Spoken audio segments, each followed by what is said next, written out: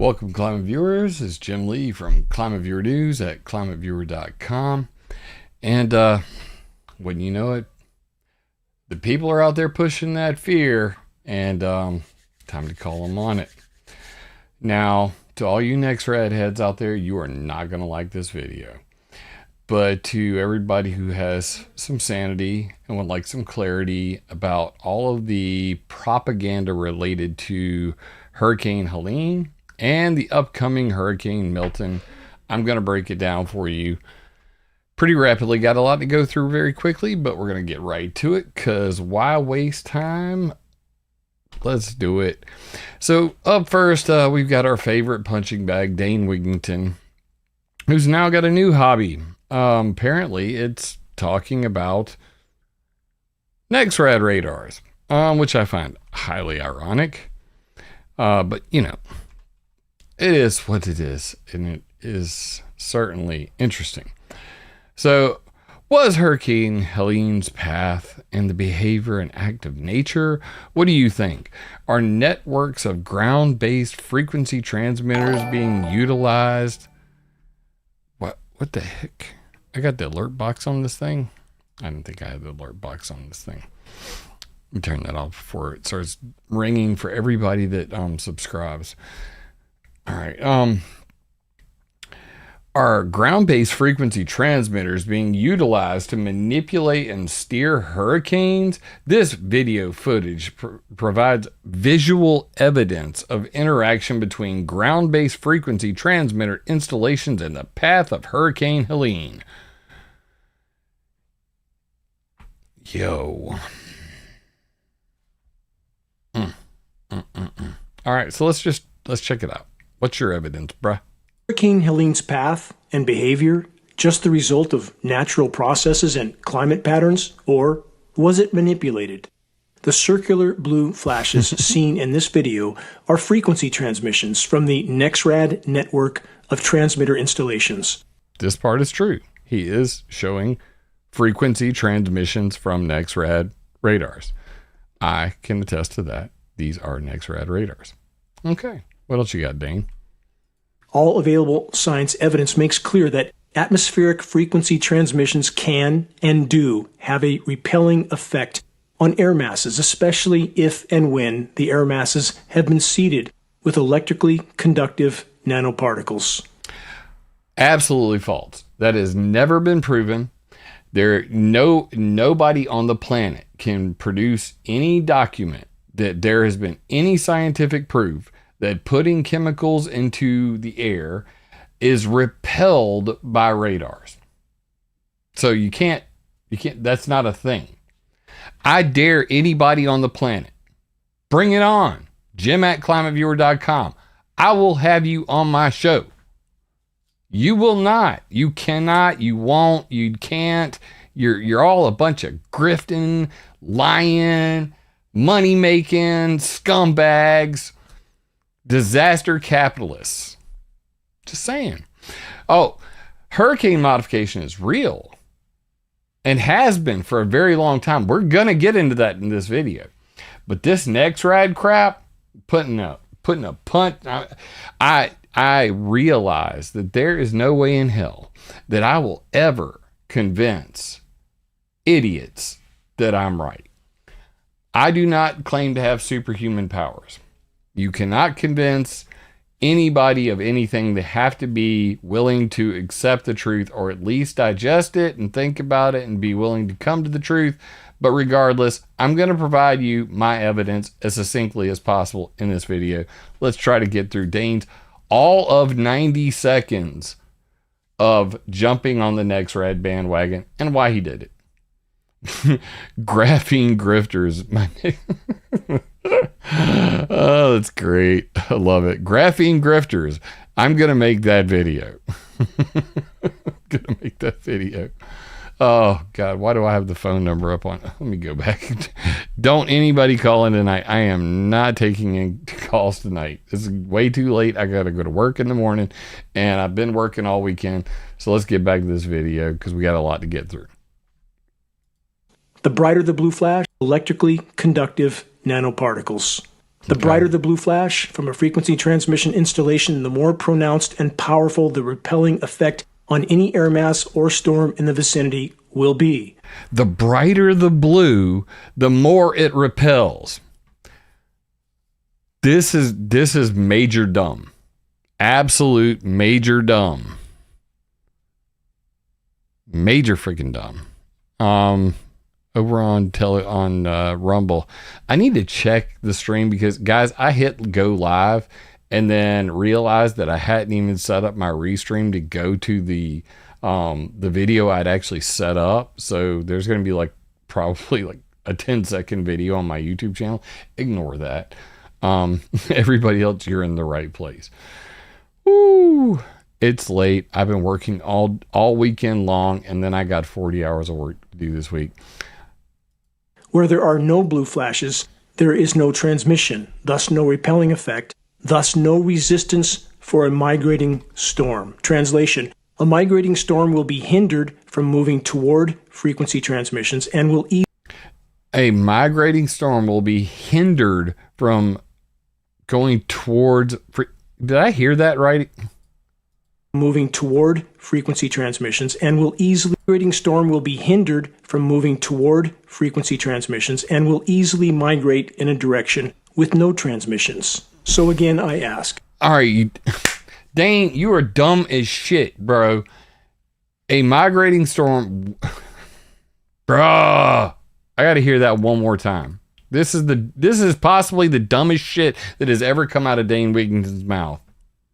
Resistance for a migrating storm. Translation: a migrating storm will be hindered from moving toward frequency transmissions and will easily migrate in a direction with no transmissions. So again, I ask, was Hurricane Helene's path and... It won't go where there's transmissions. Well, guess what? All of those radars are on. Bruh. So if what you're saying, even if you believe this jackass, then you would have to assume that would stop the storm from even coming. I mean, chat, let me know. Am I crazy? Am I the crazy one? Tricky Ricky says, Jim, that's all day harp, right? You got to be joking, right? That's hilarious, man. Oh, God, that is freaking hilarious. Good Lord. Anyway, that's literally the end of his video. And then he asked the question, what do you think? By the way, please donate. I don't care if anybody donates to me on this video. I'm not even asking. There are some bitches who whine, bitch, and moan about, what I do and why I do it. And they're like, because I threw up this thing at the beginning of the video, they were like, oh, he's just a grifter asking for money.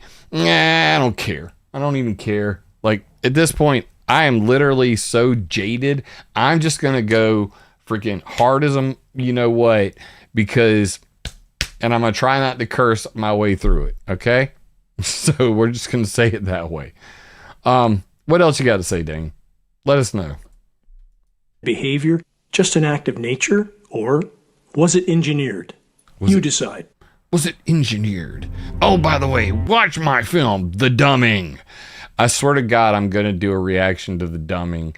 And if I do, it's 2 hours long, which means that I would have to play it in 4 parts, because going through 30 minutes of The Dumbing would take me probably 2 hours per video just to explain the amount of bullshit in that documentary. But please, by all means, go to geoengineeringwatch.org. This video was brought to you by Dane Wigington at geoengineeringwatch.org. Give a big hand, everybody, to Dane Wigington. Shout out in the chat if you love The Dumbing, if you love Dane Wigington, if you're his biggest fan.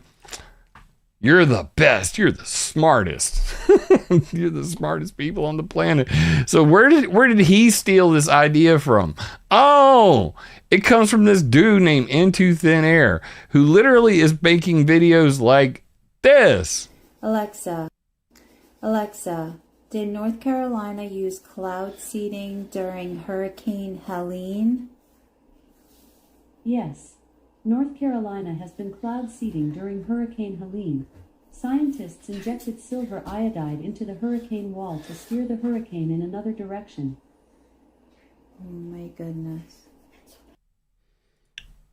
Here's another.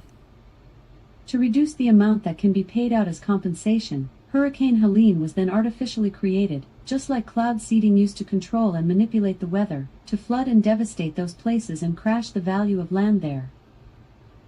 Repeat. So I saw these videos and I immediately went, bro. I mean, seriously, like I just typed in Siri, AI, and literally, no, voice generator. Like Siri AI voice generator, Parrot AI voice generator. I mean, I literally just did this and I was like, Jim Lee is Superman and has, and hit generate, and what do I get? I get this. Jim Lee is Superman and has balls of steel. I mean, seriously, there are 100 of these Siri or Alexa, AI voice generators. Hell, you can hear entire rap songs made by Donald Trump or, whoever. You could just make these things up. So great evidence into thin air. Appreciate you. But, man, it's really that bad. It's really that bad. But he's the one who put out this video 10 days ago. It got 27,000 views, and in it, this is where he's showing Helene into thin air 10 days ago. Anomaly. Here's the NEXRAD radar beams. Don't you see them? Do you guys see them? Do you see what I'm seeing? I mean, do you see that? That is shocking evidence right there. Bro, the chat. Let's go, chat. Willie Fix It. They'll bring up the blue balls from the sky. I looked into it a little bit. Dynomat to hydrogel to these aerogels, and there's a whole lot of there, but still being able to prove that the blue balls came from the sky gives me blue ball. Anyway. Oh Lord. The blue jokes, they keep coming. So here we go.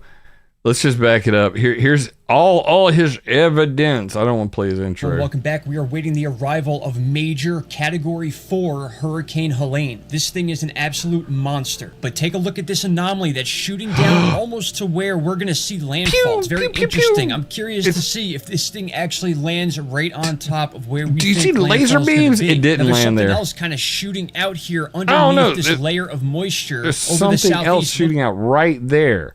I wonder what the hell that is. Like, what could that possibly be? I don't know. Maybe it could be a Doppler radar out of Tallahassee. Dude. And the other one was a radar beam shooting out of Robins Air Force Base, Georgia. Like, come on. Do you even know where the NEXRADs are that you're talking about in these videos? One is shooting down here past the other one. This is the other line that you see in the video. I had these on my freaking map, man. This is on ClimateViewer 3D. Come on, bro. You can do better than that. You can do better than that. I mean, looks like it's coming from either northern Florida or it's coming from right there, Georgia. But the main one right here, look at this big beam that shoots down right to about here. That's where we're expecting landfall. And that one's coming from Atlanta. Now, something even more interesting, I want to show you on a more detailed chart. All right, I'll show you once here and then we'll zoom in. But take a look. It's coming from up in this area and it shoots down right to about here where we're expecting landfall. I'll move forward and you'll pretty much see it right away. There it is now. Boom, right here. Okay, so now we're going to zoom in and see. No. Let's not zoom in. Let's zoom back out. Look at that. He says it comes from right about here, but it's actually coming from way up here. And it's actually right there, dude. Like, bro, that is a freaking NEXRAD radar anomaly. And you know this. Brad, you know this. Like, why lie about it? Bro, stop. Get some help, man. You need to let that shit go, man. You need to let that shit go. Seriously. All right. It's not searchlight mode. When I was grasping, chat says It's searchlight mode. All right, I'm going to be honest with you. That was something that I came up with that in reading the entire WSR 88D handbook. And I was like grasping for straws to try to figure out what this could possibly be. Here's the problem with the idea that it's searchlight mode. You wouldn't see any of the other rain around it. If the radar was in a fixed location, it was pointed straight at your ass, it wouldn't be spinning around, which would mean there would be missing data all the way around it. The reason we can see the rain is because of the Doppler radar. Seriously. I made a video about this, the NEXRAD Doppler, the Doppler, NEXRAD hoax, NEXRAD Doppler radar hoax exposed. In fact, it's on my chat. It's in my Substack. I'm gonna shoot that out to everybody in the crowd. Drop this over here on Rumble for you guys too. Appreciate you over in the Rumble chat. I wish you guys would show up on Restream. I wish Restream would get their feces consolidated. And I've considered going to StreamYard, but it's so unreliable. And I don't have control over it the way I do with this. So we'll deal with it until they get it together. But I made this video and it's pretty lengthy. I don't want to show the entire video. So what a nice guy, PTL Media Now in my Telegram chat actually clipped out 6 minutes of that video. And I think it pretty much summarizes everything. Let's go. Example of sunrise, sunset, birds, bats, external interference, wind farm number 1 and wind farm number 2. And you can see all these right here. Look, that is the sun interfering. That's when the sun is setting or rising and the radar beam is in direct alignment with the sun and it has a return that is erroneous. Here's another sun interference. This is clearly one where the sun is setting. This is near Oklahoma City. That's the direction the sun was setting over here. Flock of birds. See all these bows? It's a flock of seagulls. Check out them bows. I'm not installing QuickTime right now to show y'all shit. If you want to do that, you can. These are bats. Literally bats showing up on Doppler radar. Anyway, so I go through a bunch of other stuff. I show my old article. All of these different things, occur. Getting freaked out by it. I too fell for this bullshit back in 2011 and 2012. I think you get the point. If you guys want to watch that clip, I'll drop that in chat too. Boom, here you go. Everybody else but Rumble, and here you go to Rumble. There you go. So on the Substack, you can actually see the entire history of this. Now, the last time I showed this, Dutch Sense got really, really butthurt about this and went on a epic Twitter X/Twitter rampage about this. What's QuickTime? Tell me how old you are without telling me how old you are. What's QuickTime? Apple QuickTime. It was a thing to play videos back in the day. You had to be there. Guess so. Then you definitely don't know what flash animation is either. Surely. Let's get back over here. So I went through the entire history of this, and then, I desperately tried to find any reason to explain how NEXRAD Doppler radars could be changing the weather. I postulated an obscure searchlight mode mentioned in the supplemental environmental assessment of the effects of electromagnetic radiation from the NEXRAD radars was the pencil beam, laser beams that we were seeing, and that somehow they were heating the troposphere with fixed Doppler radar towers. I was wrong because I wanted to believe. I'm telling you this, bro, I'm telling you, real player. Oh, chat. Yep. Look at you geezer. Look at the geezers in chat. There's so many geezers up in the chat talking about Winamp. Oh, I still have Winamp on my computer. No cap. It's just, you think I'm kidding? Bro. You think I'm kidding? That's Winamp. Like, I still use Winamp. I am that dork. Okay. You can't ever get rid of Winamp. It's just too good, man. I don't know. Like, this is the OG freaking, I was trying to make it big bento, but anyway, doesn't matter. You get the point. There's my Winamps right there. My MP3 player, because we old school geezers. Anyway, back to the thing.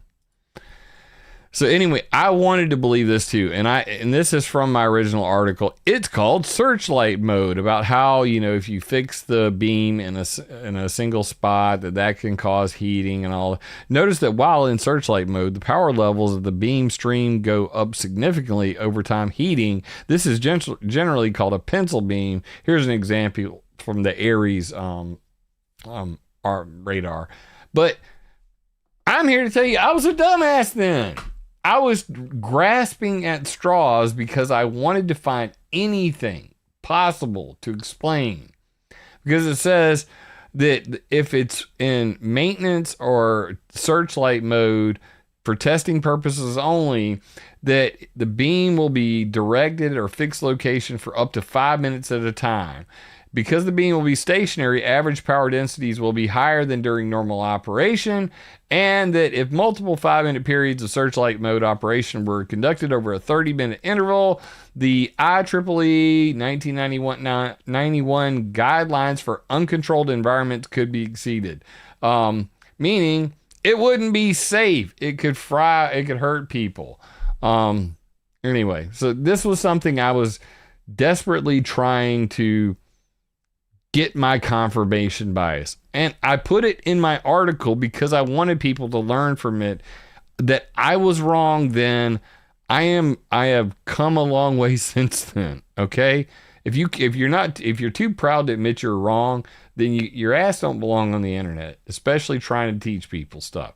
That's why my slogan is right up, right here. Not an expert.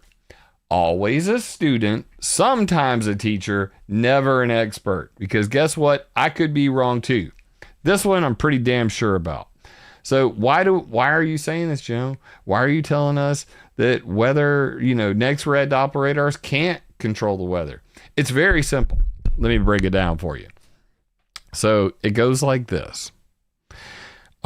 I go through, the history of this and who started this whole hoax and where it came from. And back in 2011, Dutch Sense was the first channel to talk about this. And after that, me and Dutch got into it. Long story. Just leave that out because he'll get butthurt again and start raging on Twitter. And then there was Weather War 101. NEXRAD and HARP, undeniable weather control. And if you go back and you look at this date on this, it's probably, 13 years ago. This is July 4th, 2011. NEXRAD and HARP, U.S. weather manipulation. And by the way, when he shows us, that's my map. Like, he literally grabbed my NEXRAD maps and we're using them. This is all from, my maps. And he just created a whole damn YouTube channel off of it. But if you go to his own website, which is now deleted, weatherwar101.com, which I have backups of everything all these people ever did, you could look at the radar basics. He's got a NEXRAD WSR weather service radar, 88D for 1988 when it was made. And what does it say right here? Because this is kind of the important part. How strong is it? 50.8 kilowatts of power, which goes into the klystron, which generates, I want you to make sure everybody can read this, which generates, it's bleeding over because of crappy web coding, 750,000 watts. It consumes 7.5 watts, 47,000 volts, blah, blah, blah, blah, blah, blah, blah, blah. And here's the important part. However, the transmitter is only active between 0.05% and 6.1% of the time. As mentioned in the brief introduction, the radar is only transmitting for about 7 seconds out of each hour, or about 0.19% of the time.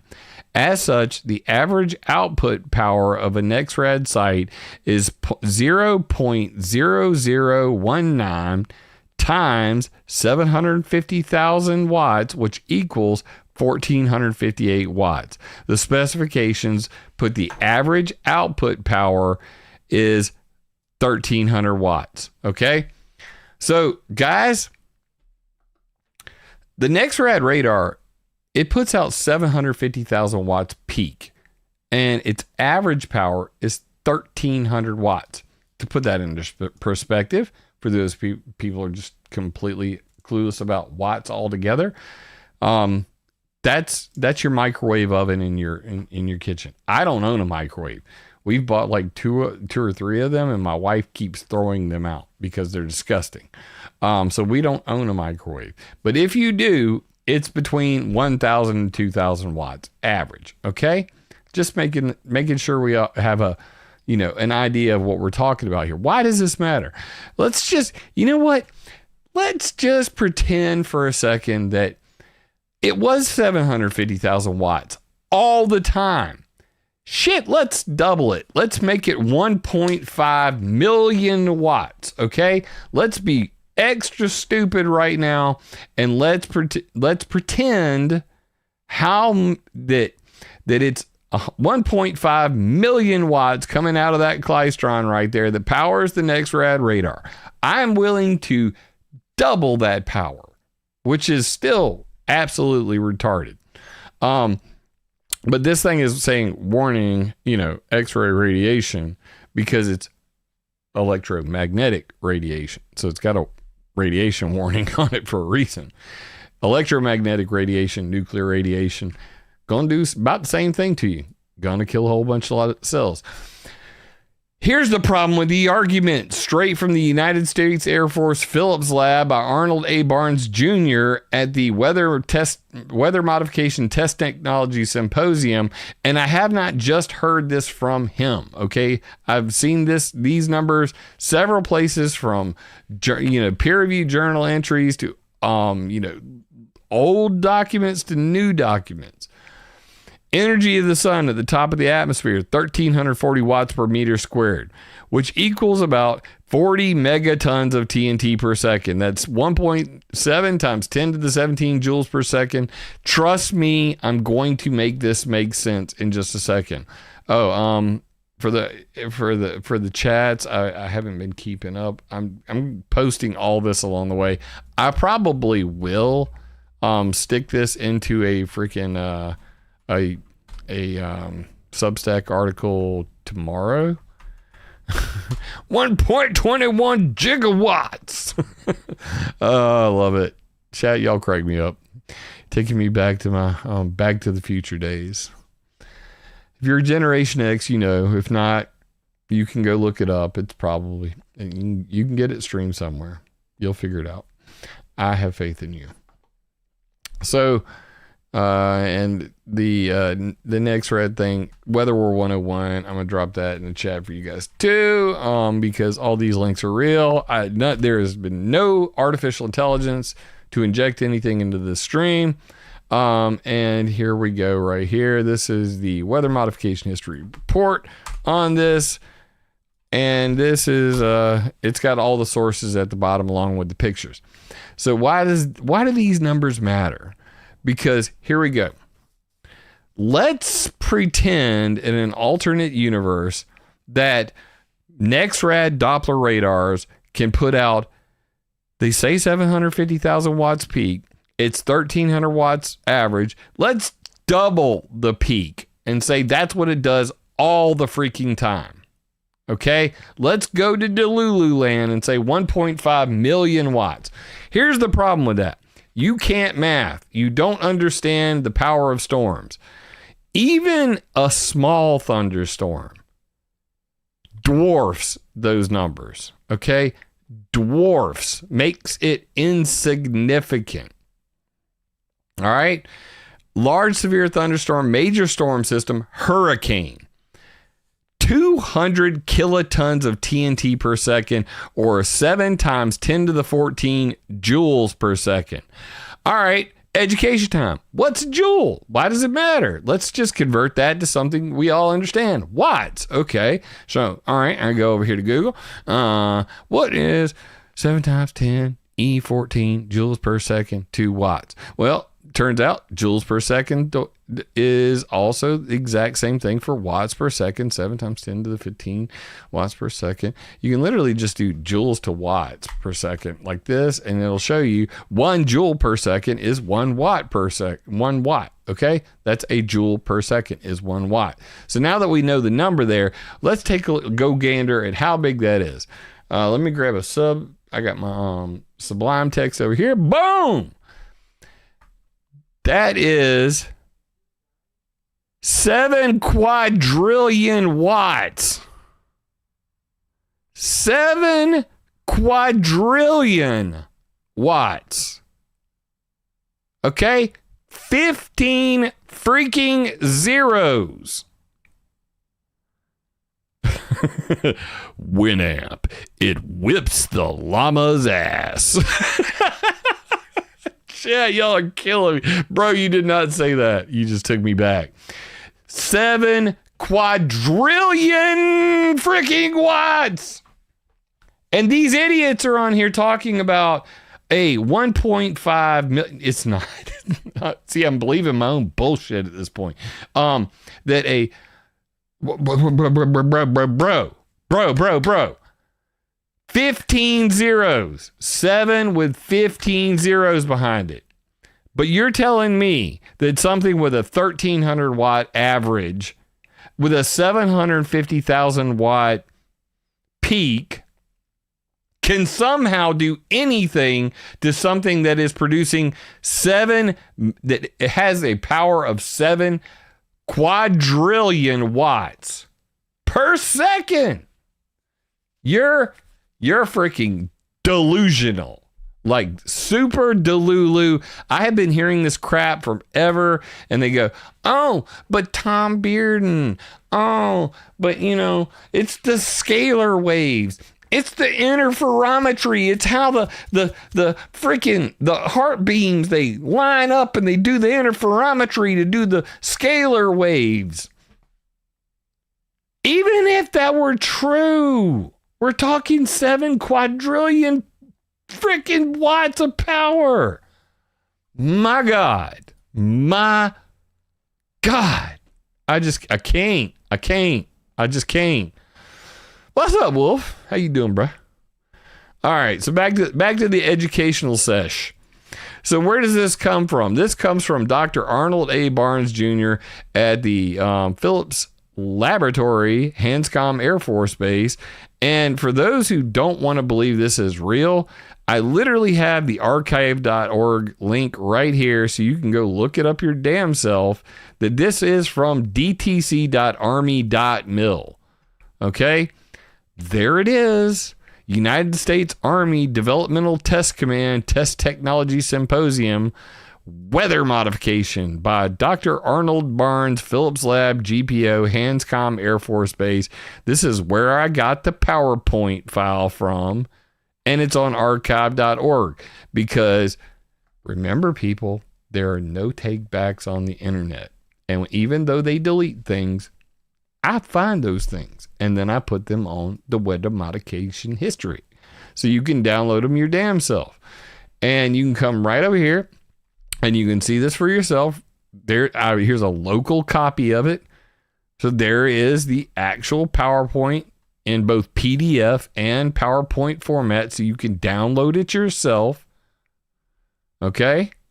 Arnold A. Barnes Jr., Senior Scientist, Optical Effects Division, Phillips Laboratory, 19 March 1997 at Johns Hopkins University Applied Physics Laboratory, where they were giving this Weather Modification Test Technology Symposium. And they talk about, everything from Air Force 2025, like owning the weather in 2025, treaty issues like NMOD getting in the way, space weather control, all that fun stuff, solar activity, minimums and maximums. Oh, HARP. What the hell? And if you actually go and you look at the PowerPoint file, you'll get extras because you get the slide notes. Jim's been paid off. Oh, ring the bell, everybody. Bing, bing, bing, bing. Island Times is like, Jim's a paid off shill. Oh, we got one. We got one. I appreciate your sincerity with that comedy over there. I like the way you throw your shill commentary around. By the way, shilling is great. I just want to tell y'all, like shilling, woo, it pays so damn good. I could make a killing shilling. Don't you know that? Like all of estimated revenue, $25. 33,207 freaking subscribers. You know how much YouTube's paying me? No, completely right there. I'm not editing the thing. I'm gonna refresh page. Refresh page. Boom. Look, $25. You think that I give a crap about the advertising money? Do you think I give a crap about that? If I wanted to make money, I could just, let's be real, guys. I could just lie to you dumbasses. I could lie to you dumbasses all day long. And what the hell would you do about it? You'd be like, oh shit, Jim really did sell out. Now he's over here telling us NEXRADs can control the weather. And I'd be making a freaking killing. Don't you know that? Don't you know when you're being lied to? Hell, even the dumbass Weather War 101 on his own page, if you go to the top, has an entire section on shilling. PSYOPs intro, PSYOPs 101, 25 ways to suppress the truth, the rules of disinformation. End of the myth of spontaneous grassroots, manufactured social conscious deciphered. Internet trolls, narcissists, psychopaths, and sadists. I don't know what that's even in there about Israel to destabilize the Iran election. U.S. military covert operation training via Iran election. This is what happens when Anonymous tries to destroy you. Oh, I know all about that one. I was a paid internet shill. By like, dude, I mean, you literally are lying to people to make money on freaking YouTube. You've deleted your channel because your lies didn't work. It just disappeared. You never debated me. Bruh, you crazy. You crazy. These people are crazy. Now, I don't know if y'all can recognize this, but check. Let me go the other way. This is my Shangri-La. And this is my double wide trailer. Welcome to my... Ooh, bro, my leg's thick. I like them thick. I like them chunky. So this is the finest double wide trailer the Illuminati has ever paid for. And I know you're all very jealous of my new Illuminati double wide. But you can't have it. Why? Because you're not part of the Illuminati like me. I mean, clip that. One day you could be part of the Illuminati and you could be filthy rich in a double wide just like me, but you're not. You won't. You got to have, yeah. Don't skip legs day. I totally just blew it, man. Yes, I'm wearing shorts. We wear shorts, bro. Not skipping leg day. We think. Quit staring at my bulge. I see you perverts out there. All right, so here you go. Can see where all the profits went. Oh, I have the best trolls. I love you. Island Times, that's freaking hilarious. You're cracking me. You guys, I swear my chat, you guys are the worst. You get me all distracted. All right, let's move through this. Let's rip through some NEXRAD retardation real quick. All right, so, no, that's not the button. Page down. All right, so riddle me this. If these NEXRAD radars, all right, and you can actually click on, if you go, I'll put the link right in chat. I don't know, this is going to be a really long link. Let's see if it actually works. Somebody click that link, tell me if it works. I'm going to put it over here on Rumble so you guys can see it too. I have on currently NEXRAD Doppler radar stations, the Joint Surveillance System Air Route Surveillance Radar ARSR4s, Super Darns, super dual auroral radar networks, terminal Doppler weather radar stations, HARP in the ionospheric heaters worldwide, and that's also incoherent scatter radars, missile defense radars, Star Wars Strategic Defense Initiative, aka Space Fence. All of these things are on here. So riddle me this. Why do all these fear porn pushing morons focus on a 750,000 watt NEXRAD Doppler radar? And the hurricane, well, you know, let's just jump over here real quick. Let's just give it perspective, okay? Where did the hurricane end up going? Where did the hurricane go? It went right here. So what's right here? They talk about, you know, the NEXRAD Doppler radar that's here and the one that's here out of Tallahassee. Oh, they saw some little spike beams coming off of it. But the hurricane, it went right here. So what's right here? What's like right here? That's what's interesting to me. Is like they're so focused on this 750,000 watt, little NEXRAD Doppler radar, but they totally miss, this right over here. It's like, it's right there, bro. I mean, if you're going to make up a damn conspiracy, why wouldn't you talk about the thing? The thing right there. It's right there. It's a freaking 32 million. Get out of my way. 32 million watt ANFPS 85 at Eglin Air Force Base, 20th Space Control Squadron. That's it right there. See it? That's huge. That's a damn radar. I mean, bruh, she thick. All right. If I go down to the ground and I come back out, all right, click this. That's it right there. That sucker's huge. I don't miss when I put these dots on the map. These aren't made up, okay? So all of these, like if I zoom back out and everything got big because I zoomed in. I made all the icons thick. So if I go here to the Atlanta one right here and I click to the ground, boom, it's on the NEXRAD Doppler radar. I do not miss. Like I didn't just like randomly grab a list of these things. I literally went and found them all. So every single one of these dots, the one in Tallahassee's right here. If I go and I click on that, boom, there's the NEXRAD Doppler radar in Tallahassee.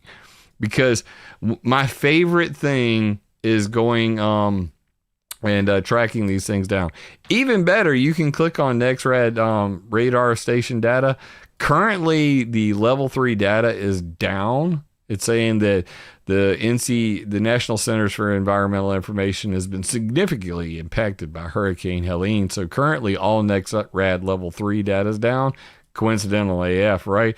But you can click on radar animation. So like when you want to see this one right here, you can click radar animation. This took time to do, guys. I'm just going to tell you, like straight up, that one's dead. I'll have to update that link. Fail, massive live screens fail. Unlock that. Zoom back out. Which one did I look at earlier? I was looking at one of them earlier. I think it was this one. Moody Air Force Base, Georgia. Is that one still up? Now they all want to act stupid. Okay. Now, you want to make an ass out of me on my damn live stream.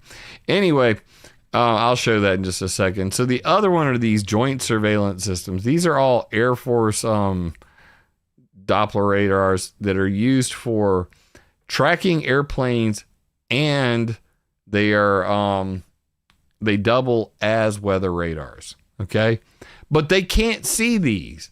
The only reason that they're using the NEXRAD Doppler radars, and these are other missile defense, like this is the old Space Fence, Navispasor, the Naval Space Surveillance system, Space Fence receivers and transmitters. They go all the way across America. That's this black line that you see here.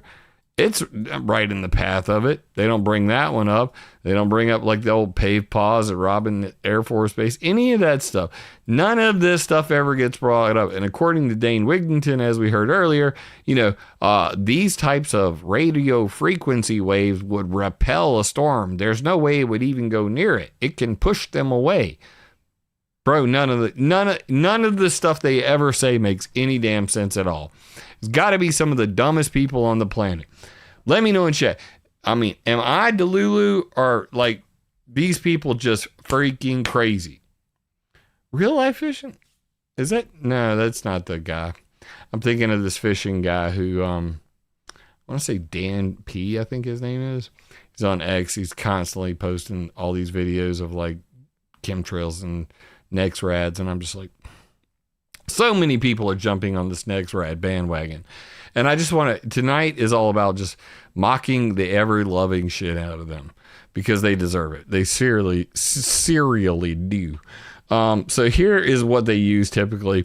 They're like, oh no, look, at night, the other one is not only are the storm, you know, it's the storms, you know, because the laser beams. Oh, look, I see some laser beams, y'all. Bro, they must be cooking up the sky over Vandenberg Air Force Base. By the way, that's where I was born. I was born right there on Vandenberg. It's called Vandenberg Space Force Base now. It's pretty crazy. Now I got to change my damn birthday. Anybody want to see this? This is the United States composite loop. This is what's used pretty often for these NEXRAD hoax videos. There's the link for that in the chat source. So they'll go and they'll zoom in on this thing and they'll be like, oh, I saw the laser beam. I seen it. I seen the laser beam right there. There's caught live on stream. Everybody, attention. We have got NEXRAD laser. Oh my God, that looks like a skull right there too. Look, it's Project Bluebeam. They're making skulls up in the Great Lakes area right now as we speak. Hi, Michigan. What are you doing? Oh my God, that's just so damn scary. Do you see the skull right there at the end? The double eyes? That's pretty neat. For real? Oh my God, that's a skull. That's just pure evil. Actually, if you go and you look at this in real time, and I could do this and play these animations directly on my map, but Google Earth took that ability away, which really sucks. So anyway, this is the other big one. The other big lie that they tell is they go and they say, all right, you see this blue, moving across the United States? Well, this stuff, they're cooking us at night. If they're not telling you that they're steering storms, they'll focus on these blue blooms and they'll tell you that you're being cooked. Okay. And that is called atmospheric bloom or radar bloom. So we're going to get into a bunch of the finer details of this real quick. This is actually called radar bloom. I've known about this since, I finally pulled my head out of my anus in 2013 and realized that I was completely played by these fools and started to really hate their guts for it. This is the old National Weather Service U.S. CONUS radar loop mosaic, which they don't even have anymore. I mean, if you actually come to ClimateViewer 3D and you go to map list, you scroll down here to the bottom, there's a thing that says Earth Monitor, and you can actually see that I still have that link right here. And it'll say right here, NEXRAD radar. Can you guys read that? No, you can't. NEXRAD radar animation USA weather.gov. So if you click on right here, it says Earth Monitor, or if you just go to the menu, there'll be like I think it's under here. And no, it's not there. Son of a bitch, did I take it off of there? No, it's on the front page. Anyway, it doesn't matter. If you're on any other page, there's a link to it in the menu. But right here, Earth Monitor external sites. And this is everything from like flight tracking to human trafficking maps, all of the different satellites, like for, all the flat earthers out there. Hey, you can go to the GOES 16 or the Japanese Himawari 8 or the I need to update that to the GOES 18 because 17's down. But anyway, you get the point. There's a lot of stuff, tracking stuff in space, like all the satellites that don't exist according to who. Oh yeah, this is the one I was gonna send. I'm gonna send this one to Shepard. I need to bookmark that. We'll just take that and throw that on this other screen for now. Integrated space weather analysis tool, pretty damn dope little fun thing.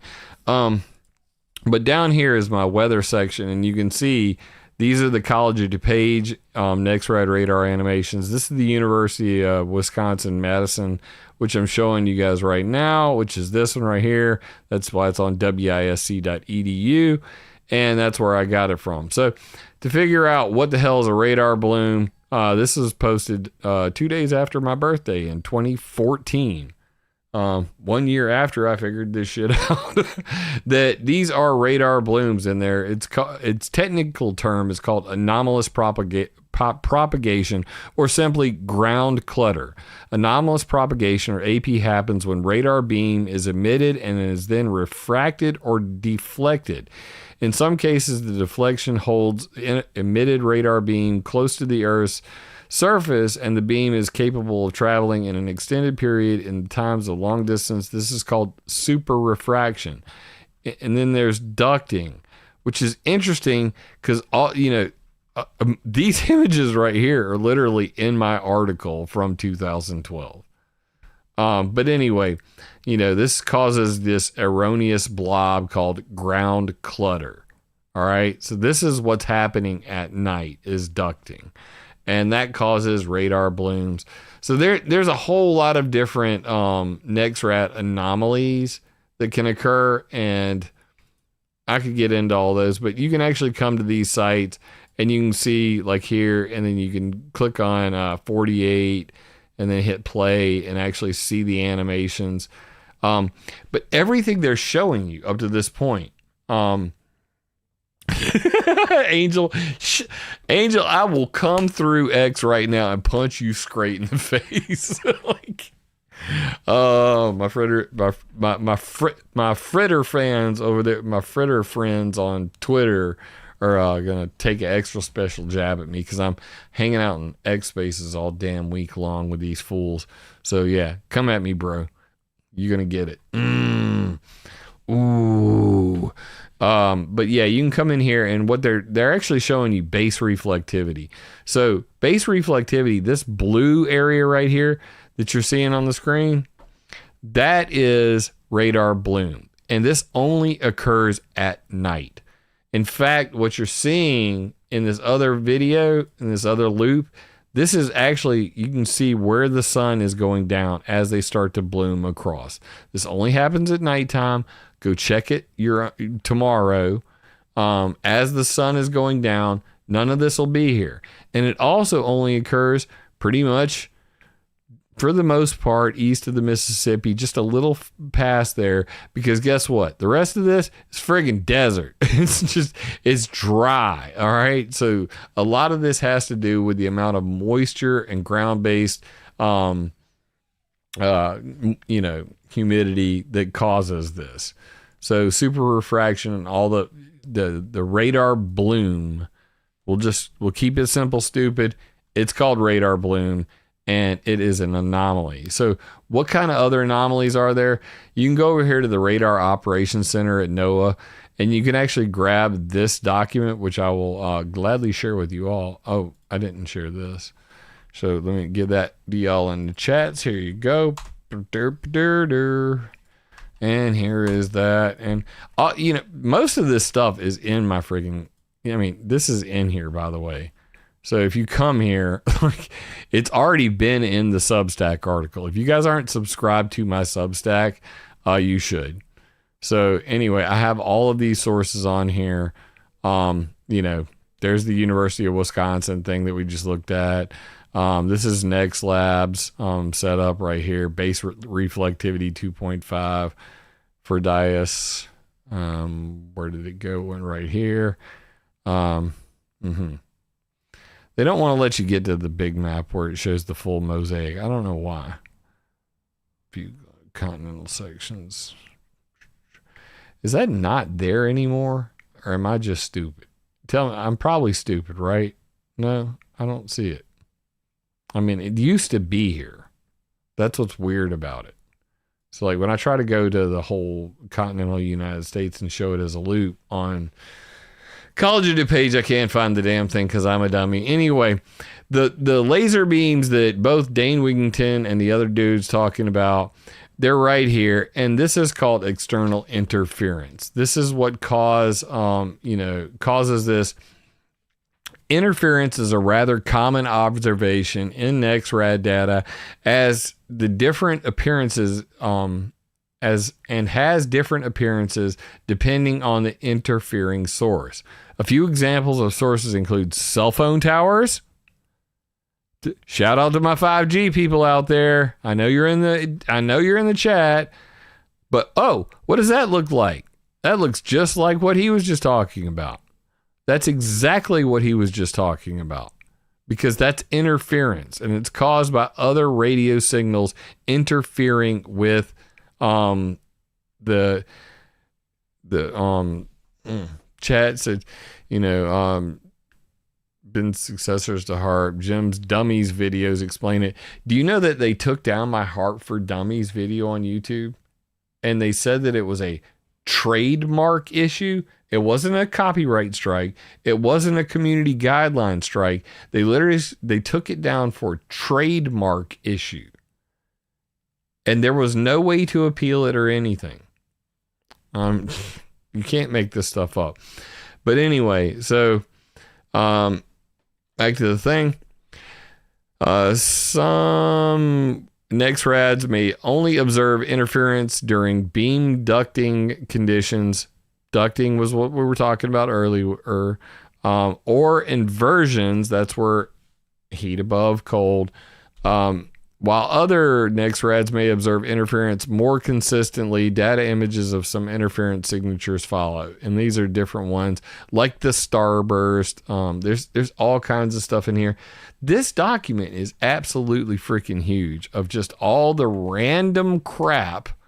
And I'm going to put it in chat right now. Shout out to the chat. If you're watching this on BitChute or Odyssey after the live stream's over with, you're just going to have to wait and get these links from my Substack when I post it later. How about them apples? But if you're in chat, you get the notes as we go because, hey, open source is the way to go, right? So there's all these other things that are just earthquakes actually show up on NEXRAD. Can you believe that crap?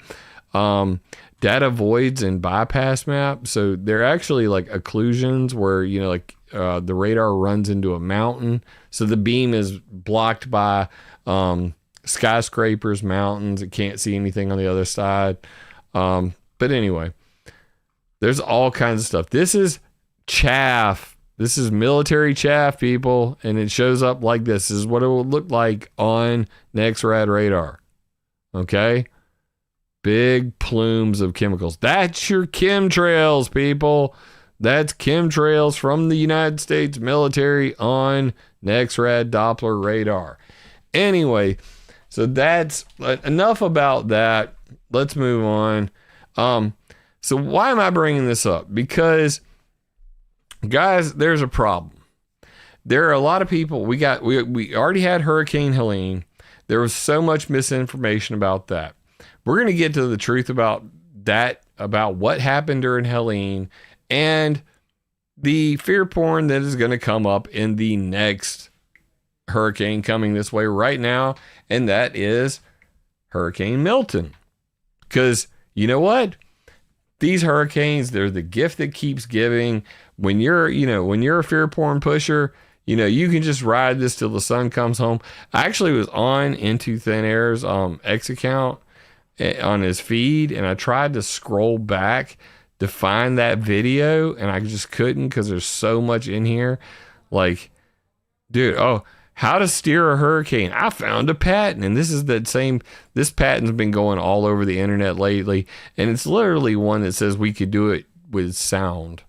Like, literally, hey, we could use sound. And then they show weather modification project. And what steps you or I would have to take in order to do our own weather manipulation. What? Using lasers and other sources of electromagnetic radiation. Okay. So this is what Dutch Sense points at. This is what a bunch of them point at. And here's the facts of that. Okay? Like, literally, you can't make this shit up. So if you come up here to facts, weather modification, make it big for you guys, and you can go to right down here. U.S. government reports on weather modification. And right down here at the bottom, I have the actual NOAA Central Library for Weather Modification Projects. Boom. And for everybody that wants to join the Telegram, Stella, one of my admins, and Stella's going to get a mention here in just a minute because we're going to talk about her video. She's mentioning the Telegram chat. It is t.me/ClimateViewer chat. So here is the NOAA Central Repository. What? What? Why is it down? Like, really? The requested page could not be found. What the absolute hell? All right. You want to play rough? Let's play rough. Dev, check archive with my JavaScript. When did the page go down? Dude, archive.org is showing it's been gone. Okay, this is going to be important because at the end of this video, I've got big news for you guys on weather modification reporting related to geoengineering. So now I'm kind of pissed off. Am I clicking the wrong link? There's no way. No, that's definitely it. Unless they change their website around. Oh, they did. I love it when they re-scramble everything. But anyway, this is where it's at. This is not right because this does not show any of the database where you can actually pull contact information. Now I'm pissed off. But anyway, that's where they got that from right here. Using lasers or other sources of electromagnetic radiation. So you have to report these things to NOAA if you do any kind of weather modification. And we might as well bring this up right now because currently they have a request for public comments on regarding records and submitting reports for weather modification activities, specifically regarding solar radiation management. So we're going to get into this. It has to do with the Weather Modification Reporting Act of 1972, which is on Weather Modification History's timeline. And that basically they want to update the regulations on all this. I'm going to jump to this at the end of the video, but that's coming. The point I'm trying to make here is this.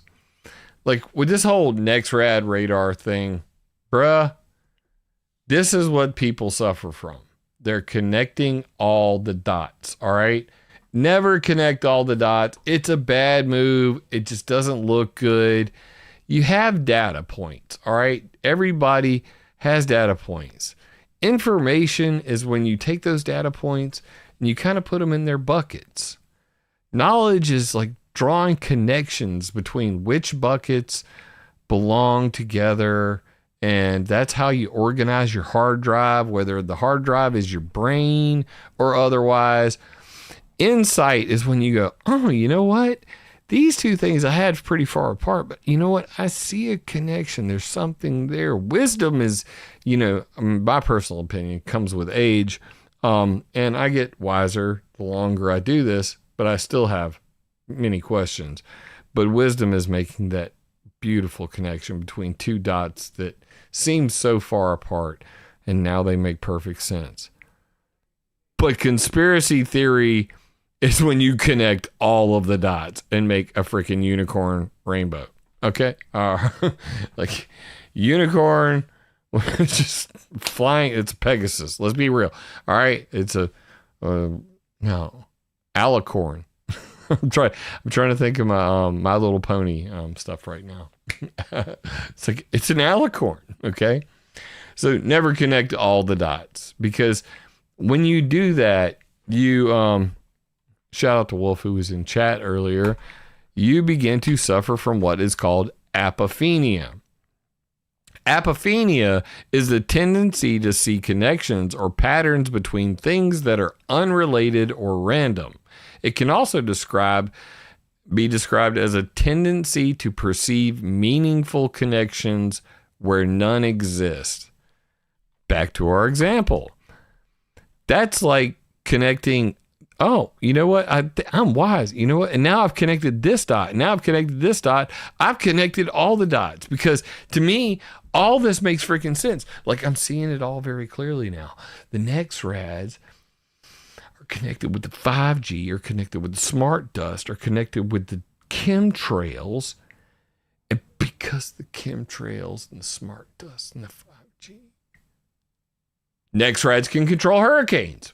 And I believe this shit. And you will too. So it's literally, man, it's literally like that. It's literally like that. I wish it weren't, but that's the truth. So moving on to Realityville, this is actual hurricane modification. And for those who want to like know the entire history of it, you can jump into that. weathermodificationhistory.com/tags /hurricane-modification. Links in chat right now. And this goes from, current fools that claim they can steer hurricanes with ionospheric technology. As far as I know, this business actually offered me a job. It's Climate Global Control Trading LLC. Did I spell that wrong? Because it was Climate Control Global Trading LLC. This says Climate Global Control Trading. It doesn't matter at this point. Maybe it is, because if I wrote it down, it's got to be that. It doesn't make sense. It's like Climate Control Global Trading LLC. I just remember that from our conversation. It doesn't matter. It really doesn't matter. Department of Homeland Security stuff. This is all in back, from newest to oldest. Steering cyclones with the thunderstorm solar-powered satellite by Bernard Eastland. Of course, he's dead. Guy that invented the HARP patents. Department of Homeland Security Fusion, not Fusion Centers, Security Hurricane Modification Workshop, Bill Gates funding geoengineering research, and the list goes on. Silver lining boats, marine cloud brightening boats, project, steering hurricanes with carbon black dust. So, Jeff and I were getting into this, and you're probably asking right now, well, who the hell is Jeff? And I was showing this to Jeff, and this is from 2008. The Department of Homeland Security had a hurricane modification workshop. And at that hurricane modification workshop, they said that they wanted to prevent the next Katrina, because that was in 2005. This is in 2008. Obama just came into office. First thing, it's February 2008. So Obama's been in office like 10 minutes. And what do they suggest? They suggest this. Limited scale field tests. Now, what is a field test? That means not in a laboratory. Let's test these things not in a laboratory. So your Department of Homeland Security suggested salt seeding tests, like the silver lining boats that were invented by Stephen Salter and John Latham. Carbon black aerosol or carbon black dust. The same thing William Gray proposed in 1974. Upper ocean cooling, like the Salter sink, which was also invented by Stephen Salter. It's the idea of sucking cold water from the bottom of the ocean up to the surface to cool off the surface of the ocean to slow down hurricanes, to basically cut their nuts off. Anyway, ion generators. This is cloud ionization techniques. I don't understand how you could possibly make a storm weaker with ion generators. It would only make it stronger. That one doesn't make sense to me at all, why it's on there, unless they're just being nefarious. And if they were being nefarious, why would they have made this public? Anyway, and then just general seeding. What does that even mean? It's like completely rando. And then the final one, monolayer films. Monolayer films is also something called hurricane emasculation, or the idea of creating artificial oil slicks on top of the ocean to cut off evaporation of water to power the storm. So that's another thing. Anyway, who was there? And it goes through the whole list, and you see, there's Dr. Masha Amaro, Dr. Stephen Salter, and Dr. John Latham. Stephen Salter and John Latham were the inventors of the marine cloud brightening silver lining boats. Okay. I actually interviewed Dr. Daniel Rosenfeld from the Hebrew University of Jerusalem at the Weather Modification Conference in 2008, and head of the World Meteorological Organization's expert team on weather modification, Rolf Bruinschit. I don't know how to spell that. I don't know. I never have. I need to call the guy one time and be like, dude, how the hell do I say your last name? Bruintejes? Bruintejes? Brontejes? I don't know. I don't even freaking know. Not even a clue. But he's from NCAR, which is the National Center for Atmospheric Research, which is in Boulder, Colorado, which is the head university in the world for weather modification. So these are the people that were there. And if you scroll down past all the references, you can see this is the cover of the report. These are the people that were there. It's William Cotton over here. That's John Latham, Dr. Stephen Salter. There's William Laska. Yeah, there's John Latham right there. John Latham just recently passed away. I mean, Stephen Salter did. Sorry. And he was actually a pretty cool dude.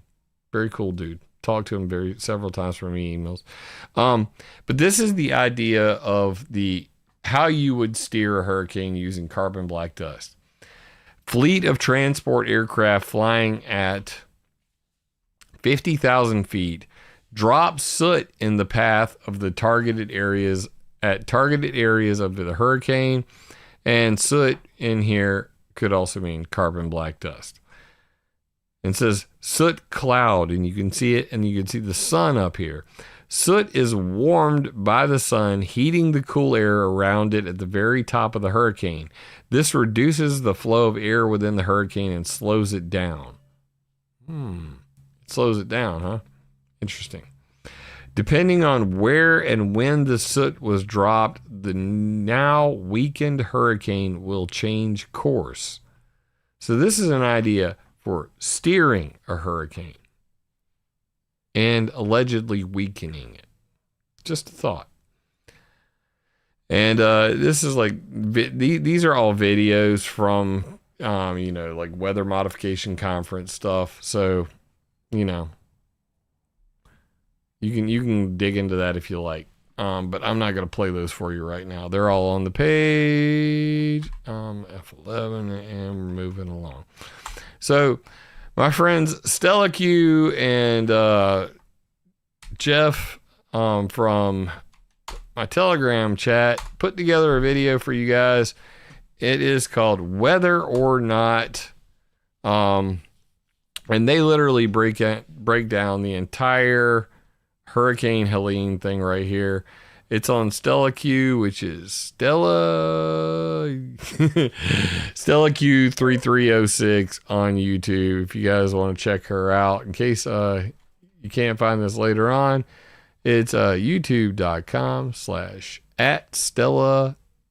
That's STELLAQ3306. Stella is in the chat right now. She is one of my admins in my Telegram chat. That's t.me/ClimateViewer chat for those who have Telegram. And they put together this video, and it's absolutely phenomenal. If you got an hour and 45 minutes to burn, it's definitely worth your time, because Jeff goes through the whole thing with Stella. Jeff's a meteorologist.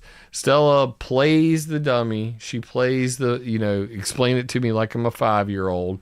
And Jeff will teach you all the tools necessary to be your own weatherman so that you can go through and find all this stuff yourself. And just an example right here. Jeff basically proves beyond a shadow of a doubt that they lied about it being a tropical, a category 4 hurricane. Because if you look at what's called the Meraki, I thought that was the next, it's right here, the Saffir-Simpson scale, Saffir-Simpson scale, you can see that a tropical storm in knots, 34 to 63 sustained winds. So in order for be a hurricane, the sustained winds at 10 meters, 33 feet above ground of at least 74 miles per hour, 64 knots, 119 kilometers per hour for a category 1. And those numbers are right across here. Okay. So this is on, on Wikilaia. So if you guys want to check that out, you'll know your scales. But what he did was he went through all of the different METAR stations, which you can do right here at Surface Weather Observation Stations, the FAA. All of this is right here in the details of the video, by the way. So not only did Stella did Jeff open source everything that he's saying, as he's saying right here. So that's about 1.2 miles per hour. So figure about 50, 46, and then dropping off. So that's at that station called Williston. Okay, let's go to Perry. This is the maximum. This is very close to where it made landfall. So this is Perry. It was just a near miss on that. This one's going to be the probably best case scenario, because once these things hit land, they get cut off from the moisture. They diminish in strength. So, right, so the moisture's sort of driving it, and then the land is an obstacle, basically. And if you look right here, it made landfall about 230, and the highest wind speed you see here is 86, and that's a gust. And if you go back to the wind scales that we saw, I could go back to that if I need to here. Do you remember what they were? I didn't really cover what those speeds were very in depth. When you say gust, obviously that means, a quick bit of wind. Yes. Is there some sort of definition for the word gust, as in, does it have to be like it's recorded by the anemometer? It just gets the peak wind as it whooshes by.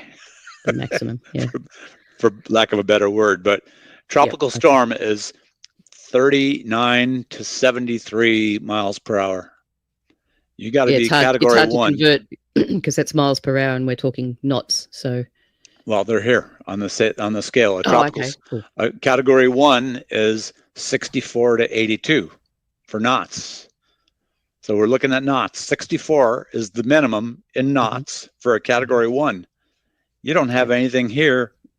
There's a 48 sustained. That puts you in tropical storm category at the city that's the closest to the hurricane, right on the coast, as it made landfall. This wasn't even a category 1 from the stations we've looked at so far. So to be clear about what's going on here, he's showing you the weather stations right along the coast, right before it made landfall, with a 48 knot sustained wind. That's what these numbers are. And an 86 knot gust. That isn't even a category 1. It was not even a category 1. Everybody on the media lied through their freaking teeth that it was a category 4 hurricane. And they still call it Hurricane Helene. And you can go to these stations and look for yourself. So in the future, I suggest you do just that. Watch Whether or Not, Episode 8, Hurricane Helene. Go to Stella Q's channel. Subscribe.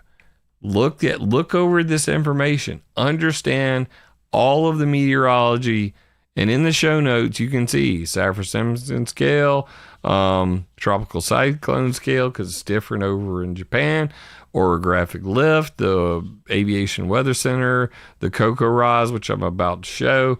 All of these tools he gives right to you. I got my own tool set right here, and it's pretty lengthy of all the stuff that I use. This is my heads up display of all the different things that I use, from the ground to outer space to track things. And I combine and I contrast them constantly, because you never can trust just one.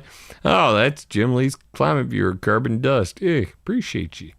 And that takes you over here to steering dust with carbon black in 1974. And you can see on the photo right here, open a new tab.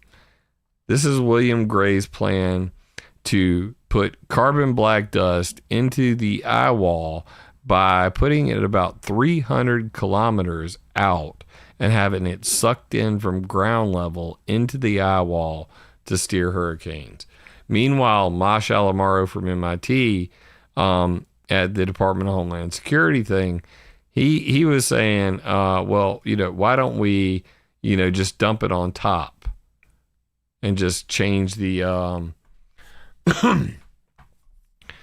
change all that stuff up. So anyway, you can go through all that stuff. All of the, things that he's using in there, are right here in the links: Vinci Sky, Windy, ADSB Exchange, ClimateViewer 3D, Geoengineering Free Canada, Save Our Skies, Tony Heller, hell, even Mick West Contrail Pattern Simulator. So all the links are available for you to recreate everything that he's doing in the video and prove to your friends, hey, it wasn't even a Cat 4 hurricane. So this is about manipulating the public to believe that global warming is creating more intense hurricanes. That is true. That is true. So now that we know that, and we can actually look right here, 77 miles per hour. I have this at 100 meters off the ground. If you put it at 10 meters off the ground, like 68 meters, 68 miles per hour, 73, what can I get up to? Like 84 right there. This is literally 9/26/2024, as the hurricane is right off the coast when they're saying it's a Category 4. And you can look right here. It still says it right here. Ah, look, sustained winds. I thought I had it full screen. Damn it. Right here, 140 mile an hour. Category 4. This is on zoom.earth. Same thing on Vinci Sky. I mean, when you look at this stuff, you're going, why are they lying? Like, what do they hope to gain from all this? And why are all the media saying that's the thing, that this is a Cat freaking 4? Like, if you bring this up right here, why can't you bring the hurricane? Like, bruh, tell me about the hurricane, not the location. Damn. Vinci Sky screwing up. Anyway, and then they got the path up here ahead, so you can actually see all that and what the conditions were like. But it was not a freaking Category 4. It wasn't even close to a Category 1. That's what's so crazy about this. Did it pick up a lot of rain? Yes. Were there downbursts? Yes. Were there probably tornadoes? Yes. But this was a major rain event that they blew up into something really absolutely crazy. And then when it hit the Appalachian Mountains, it dumped all of its rain out. And we could see that very clearly with the CocoRa's maps. If you go here, you can go to maps.cocoras.org. Shaboom.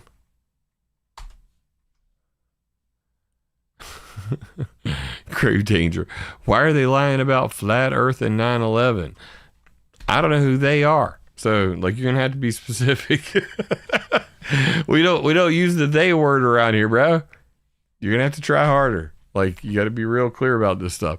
So You can actually see it right there on, this is the collaborative rain, something, shit, major fail. Community Collaborative Rain, Hail, and Snow Network, CoCoRaHS. And you can see right here, this is on 9/27/2024. I can actually kick it up a day and we can see it the next day. You can go back a day. You can go back a day. And you can see this is Asheville right here in this area. And I mean, right here, you can just see very clearly all of the rain is on the eastern side of the Appalachian Mountains. And then once the tropical storm moved over the mountains, that is why all of the flooding happened here. This is the 27th. As you can see, it spreads much wider. I'm over here in Sumter. So we got a little bit of rain. We got very little wind. And yeah, that's what happened there, interestingly enough. But you can see it all very clearly. You should be able to track this stuff yourself. I hope the people will actually take the time. Go watch the video with Stella and Jeff. And if you want to meet our real life, celebrity team, go to connect.climateviewer.com. On connect.climateviewer.com, you can see my 3 websites, and you can scroll down, right underneath the donate links is a link to my Substack, then a link to my Telegram. Oh yeah, I forgot. I just recently updated ClimateViewer.com. So if I go to ClimateViewer.com right now, it's right there on the front page. I put a bar across here to make everything simple. Little fancy bar. I just made this the other day. So yeah, if you go right here, Substack, you can go Telegram, and that'll click you right over there to ClimateViewer chat, and you can connect in Telegram. It's that easy. So yeah, it's on connect.climateviewer.com and right on the front page of climateviewer.com. And I'm only using X, by the way, now. If you're trying to reach me on any other social media, just give up, because I'm not going to answer it 99.9% of the time. So what about Milton? That's what they say. What about Milton? So here's what's going to happen with Milton. Much of the same. You're going to see, into thin air. You maybe Dane will make another video about the NEXRADs or how the chemtrails. I mean, he doesn't call them chemtrails. The geoengineering. It's all controlled. The reality of the situation is this: if you're gonna prove it, prove it. We're looking to. You need to go and you need to do some flight tracking. Look for military aircraft flying into the eye wall or above. And Jeff actually goes through that in the video I just showed you with Stella. How to track the flights going into and out of the hurricane eye wall, because chemicals still most powerful tool they got. That's why they're talking about using carbon black dust, because it goes back to that chart that we were looking at earlier. If you look at the chart that we were looking at earlier, what's the most powerful thing on this page? Energy reaching the top of the sun and the atmosphere from the sun. So that is why, if you look at this hurricane modification workshop, what are they talking about here? Using the sun to steer a hurricane by putting a big black powder mess in the top of it. So this is what you're looking for. These are the signs you're looking for. If you see a plane, especially a military plane, either a NASA, NOAA, or military plane, typically of a cargo size, WC-130s or these, there's a couple other really big planes that can pull this off, but you're gonna be pretty much looking for that. So if I go back to zoom.earth and I get off of Helene, right now this is what we're looking at. This is Milton, and Milton's got its plans to come down here. We're looking at what are they calling for? Cat 4 by October 8th at 8 a.m., October 8th, 8 p.m., the 9th, 8 a.m., the 9th, 8 p.m. It should make landfall. And they're calling for category 4 before it makes landfall. And right now it's just south of Tampa. I looked at the spaghetti plots earlier on this thing, and they range from all the way up here to Tallahassee to even completely missing Florida and going just below it. So it's still anybody's guess at this point. And you know, I could pretty quickly just pull the spaghetti plots up on this. But what we're going to want to do is we're going to look in real time and see, is there any, you know, planes flying into that storm? My favorite tool is Globe.ADSB Exchange. It always has been, for obvious reasons, you know, but it's real time. So if you want to get into here, I'll do this real quick. Drop that link for you guys so you guys can go there as well. The other one is Flight Radar 24, and right now we don't have anything out there. There is nothing even close to it. Just a bunch of commercial flights. Nothing special. And I'll be keeping an eye on this. But the thing is, I work 40 hours a week, so I can't keep an eye on it all the time. You guys are going to need to keep an eye on it as well. So look for, I do have Sky Glass. I should fire that thing up.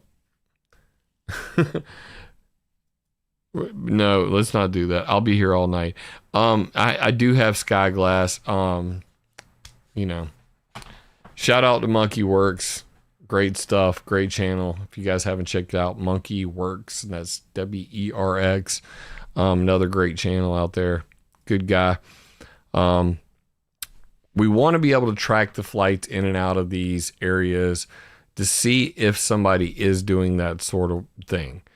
And you're going to be looking specifically for probably military flights. So you can actually hit the U button right here, and then it will filter out just anything with no call sign whatsoever.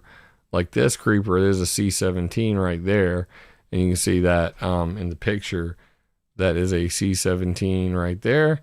Has no call sign, but was tracked by somebody with a... See, ADSB Exchange is unique because these are C-130, C-30Js right there. Looks like a C-130, swear to God. German C-30J, C-130, it is a C-130J Super Hercules. And there's another one right here. What is that? Another Hercules. B-737. Somebody get a special ride in that. And I think that's probably like that's a Black Hawk. Nothing to see here tonight, ladies and gents. But yeah, you can check these out. And and the last question that always comes up is HARP on. So whenever you want to know for sure, is HARP on? There's two ways to do this, because people always ask me, what about the HARP, Jim? You didn't bring up the HARP. I'm going to go right back to what we were talking about earlier. 7 quadrillion watts in a hurricane, HARP 3.6 million watts. You do the math. It does not take a genius to figure this shit out. But for those who are interested, I'll show you this. So if you go to ClimateViewer 3D, and you scroll out and you scroll up here, this is HARP. It's way the hell up here. All right? Why is it still here? Go away. The damn menu is stuck. I got a code. This is the site I'm currently working on. So I swear to God, I'm going to fix this. Because this is something that should not be. I think it's because I had it in like mobile mode. Yeah. And then I broke it. By zooming in and out. Anyway, refresh page. This is the beauty of having a gigabit worth of fiber optics. So right here is the HARP facility, and it's 3.6 million watts. If you want to know if the HARP facility is on, it is very easy to figure out. Why? Because if you actually go to the HARP facility and you look at it, right here, this little guy right here, this white little square right here, you know what that is?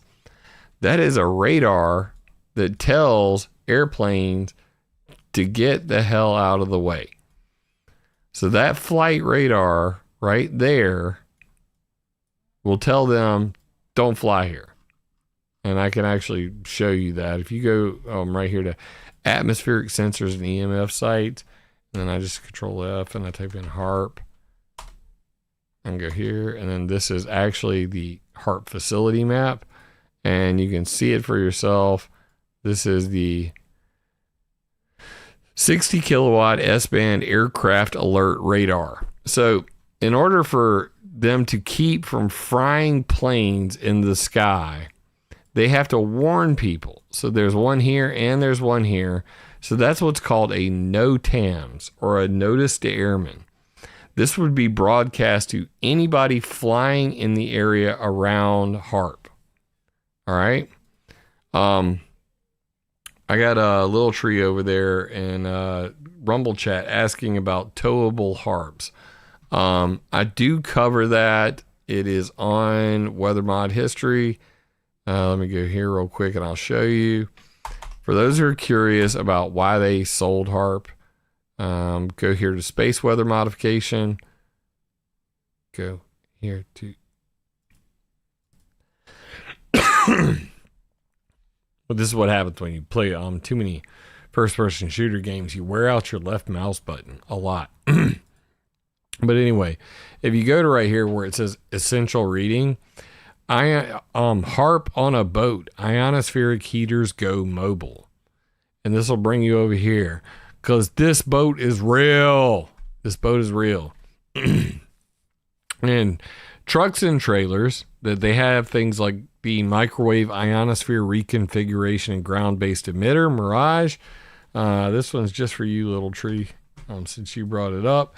Yes, they have mobile ionospheric heaters. And yes, the date on that article is literally 2014, because I'm a badass and I've been doing this forever. I knew all this stuff longer than anybody on the internets. Nobody talks about this stuff. But anyway, we'll bring it up. Mirage, ground-based, towable by Humvee. Yeah. Satellite ionospheric heaters, also known as topside sounders. Satellite-borne radio frequency sounders can act as mobile ionospheric heaters. Boats, submarines, planes, drilling rigs. Yes, transmitters can be mounted on all of these things when the Arctic ice cap has melted, according to Arctic Methane Emergency Group and Project Lucy in the Sky with Diamonds. Right here, Project Lucy radio and laser atmospheric methane cloud destruction, energization, and methane destruction. And then the Strawman High Frequency Array by Dennis Papadopoulos from the University of Maryland, where... No, I'm not muted. B. Baker. Apparently, dude, timed out. But anyway, here you go. So he actually proposed creating a boat, implications, barge or shipboard option. And this is called the Strawman High Frequency Array because basically they realized that they no longer needed to do what's called polar electrojet heating. I don't know if I cover it in this article, but anyway, no, it's in a different article. And we're not going to get too into the weeds about HARP. I'm just bringing this up for a point. So they have these things called NOTAMs, and I'm going to see if I can... I know that it's in Skyglass, but I'm not logged into it right now. NOTAMs map, FAA temporary flight restrictions, graphics, what do they got? So you can actually see where the NOTAMs are at. What do we got here? Nobody should be flying here right now. See how it says right here, NOTAMs? So there would actually be a NOTAM, and then it says military operations area, prohibited warning, restricted areas, major cities, and all of that sort of stuff. Let me go down here. Let's see. And this is also an interesting way just to get up in the military's business, because you can find all kinds of Washington, D.C. special flight rules area, and click on that, and it'll tell you, hey, I wouldn't fly here if I were you. Probably going to get wrecked. Okay. You don't want to get wrecked because you flew over, zoom out. Let's go to Alaska and hit go. And if there was a NOTAM over Alaska, then you know HARP is on. Okay?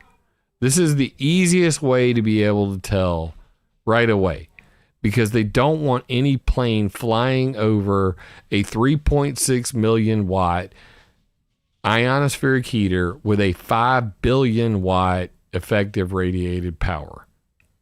So they have to give, with the radars I just showed you on the map, they have to make a notice to airmen, and they have to announce it over the FAA NOTAM system. Don't fly here. Notice to airmen. Do not fly here. You will get cooked out of the sky. So that's the first most obvious way.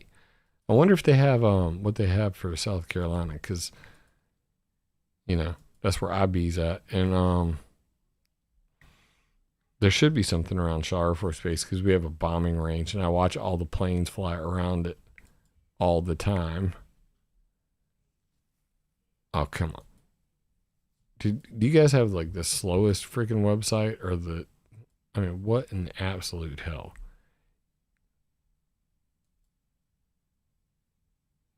It doesn't even show like a there's got to be a better website than this. I'm going to find a better one for NOTAMs. But yeah, you can see like these are the air charts, and it shows where you can fly and where you should not fly. And hell, there's so much on there. I don't even know what I'm looking at. This is the worst freaking map I've ever seen in my life. Anyway, there's got to be something better than that. Moving along. I don't even care anymore. I mean, really, I do. I'm so over that. But if you want to look for this stuff, do that. I was just recently on the BioCharisma podcast with our good friend Topher Gardner. For those who want to check it out, Why So Serious? Geoengineering and Carbon Black with James Lee and Topher Gardner. I'll drop you guys a link in chat to that. International fights also, but like essentially domestic fights, because. And we have a very long conversation. So if you want a very long conversation, check this thing out. And I don't know why it's putting the timestamp on there. Let's not do that. That's just rude. But Topher's a friend of mine. Met him on Sam Tripoli's Tinfoil Hat podcast. Then he came on my show. So, he started bugging me. He was like, you got to come on my show. And I was like, cool, we're going to do that. Things I got coming up. The Air Force Journal of Air Force Historical Foundation literally published an article, in my opinion, directly on us at Weather Modification History, Perception versus Reality, the True History of Weaponized Weather and Operation Popeye in Southeast Asia. And I stand corrected. I'm reading through this. I got this from a PDF, and Dominic Marama, my friend from Weather Modification History, he did all the newspapers on Weather Modification History. He actually got us both a copy of this printed, because it literally says Weather Modification History in that order. Those words, Weather Modification History, 5 times. And he specifically addresses something I said in there, that Henry Kissinger was behind the weather warfare in Vietnam. But in reality, Kissinger wasn't even in the State Department. They had already started Project Popeye before Operation Popeye. And that, there's a lot more there. One of the really cool things that came out of this is this whole talk of SACSA. I think I've got notes on this, like up here. Yeah, let's not cheat. I don't want you guys to see this until I get it all together. Anyway, this is the longest, and I mean, it's thick, the longest article ever published in the Journal of Air Force Historical Foundation in the history of this publication. It's 61 pages long. And in the foreword, they say so. Our fifth article by David Reed is by far the longest ever published by us, and it tells the story of how the Department of Defense tried to use technology to make the weather in Vietnam work in favor of the United States and South Vietnam. The longest by far the longest article ever published in this journal. And it's all about us, guys. So that is Making Them Talk, and I can't wait to publish the updated Operation Popeye timeline entry on weather modification history, in addition to Project Storm Fury had a CIA side project of steering hurricanes into Cuba. It's in there. So we're going to get it. I'm going to get all those details out there. So the last thing I got for you guys tonight, and I need to end on this because it's late. It's already like 12:36. I got to be up at 7 o'clock in the morning to go to work and work 40 hours. I've been holding on to this one for a while because I knew something was going to happen. The day this was published, I bookmarked it. And I didn't want to tell anybody about it until it was the proper time. NOAA gets dire warning about solar geoengineering. I have literally been holding on to this since March 25th, 2024. Why? Because of the person who's named in it. Because of the person who's named in it. So I'm more concerned about this than anyone else. Bookbinder said in a recent interview, climate solutions are not going to be deployed in time, which is only going to create more demand for something like this geoengineering. David Bookbinder, a longtime climate attorney who previously served as Sierra Club's chief climate counsel. This is the dude that literally made the EPA hearing that I testified at in 2015. The Sierra Club sued the United States EPA over greenhouse gas emissions from airplanes, and it was David Bookbinder who did it. So when I saw that David Bookbinder was sitting here talking about reforming the Weather Modification Reporting Act of 1972, I said, ruh-roh. Because that's something that I had talked about. And this is the actual, get the pages off the side, bruh. This is something that I had talked about. So this is the NOAA Form 17-4 initial report on weather modification activities, project blah, blah, blah, blah, blah, blah, blah.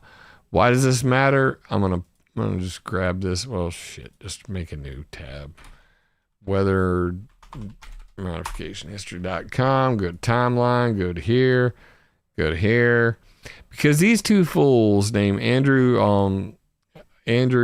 Song and Luke Eisman from Make Sunsets have been geoengineering for quite some time now. And they filled out the Weather Modification Reporting Act form.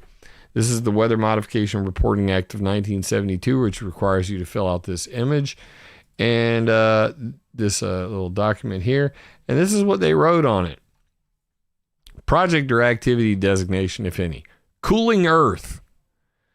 Project purpose of activity. Reduce average global temperature. When are you going to start? 2/12/2023. When are you going to end? 3/23/2023. 2223, 200 years from now. Bruh. Make Sunsets Incorporated, Luke Eisman. We are deploying sulfur dioxide, calcium carbonate, and other proprietary compounds into the stratosphere to offset global warming. Geoengineering. Size of area, 196,900,000 square miles. Location, all of Earth. Target area, all of Earth. Control area, not applicable. Bro, this is making a freaking mockery of the slack ass laws that we have on weather modification reporting. Safety and environment. Has an environmental impact statement? No. Have your provisions been made for latest forecast advisories? No. Have safety procedures? No. Signed, Luke Eisman, dumbass, founder, Make Sunsets. Telephone number. He doesn't pick it up. Trust me. This has been, too many people have seen this. So when you can make a mockery of the Weather Modification Reporting Act of 1972 and Public Law 92-205, 85 Statute 735, 145 USC 330B, the Public Law 92-205 shall subject a person to violating the rule to not more than $10,000 upon conviction thereof. So if you don't report, modifying the weather over the United States, guess what? They're going to come for your ass and fine you a whopping $10,000. Which, by the way, if I went into my inbox right now, you would see that these two fools who are literally grifting people for putting sulfur dioxide into balloons and just releasing them to the atmosphere. I'm going to tell you what. On a good Mexican food night, I fart harder and more CO2 or SO2, sulfur dioxide, than's in that balloon. It is laughable that they think that they're actually doing geoengineering, but they're not. I mean, they're just literally selling cooling credits to virtue signal to climate cultists that you're part of the solution if you're willing to pay these two grifters money. So the pushback obviously came when David Bookbinder said this stuff. And I saw this coming. I knew it was coming. Bookbinder represented environmental groups during his tenure at the Sierra Club with the landmark climate case Massachusetts versus EPA, which confirmed the agency's authority to regulate greenhouse gases as pollutants under the Clean Air Act. This is the reason why, if you go to ClimateViewer.com, that's why I had to testify at this hearing, because they were trying to keep it off the record. But I was like, I'll be damned. So I went and I testified. Start of aviation. At the United States Another researcher stated a single aircraft operating in conditions favorable for persistent contrail formation appears to exert a contrail-induced radiative forcing some 5,000 times greater than the estimates of the average persistent contrail radiative forcing from the entire civil aviation fleet. I got real nerdy on this thing. Bro, look at that face. Oh my God. Impact in CO2. Finally, aviation-induced cloudiness endangers future growth in solar energy, affects tourism and spending, and is projected to make terrestrial astronomy impossible by 2050. Geoengineering scientists, NASA, NOAA, FAA, USDA, DOE, and international corporate partners are discussing the use of biofuels and sulfur-doped jet fuels for contrail control. This cirrus cloud seeding with bismuth triiodide to melt these clouds away. The EPA should be directly involved in these discussions. I can do you one better. I am literally the reason why this hearing happened. So David Bookbinder, Sierra Club, Friends of the Earth, they sued the EPA, and then they published a text file on They published a text file on their freaking website, and it was on a FTP server saying, "Hey, if you want to, if you'd like, we're seeking public comment, just like what we're talking about right now. We're seeking public comment. You guys have got to get involved in this. It is very important to me. This is one of the most important things that I've seen happen in a while."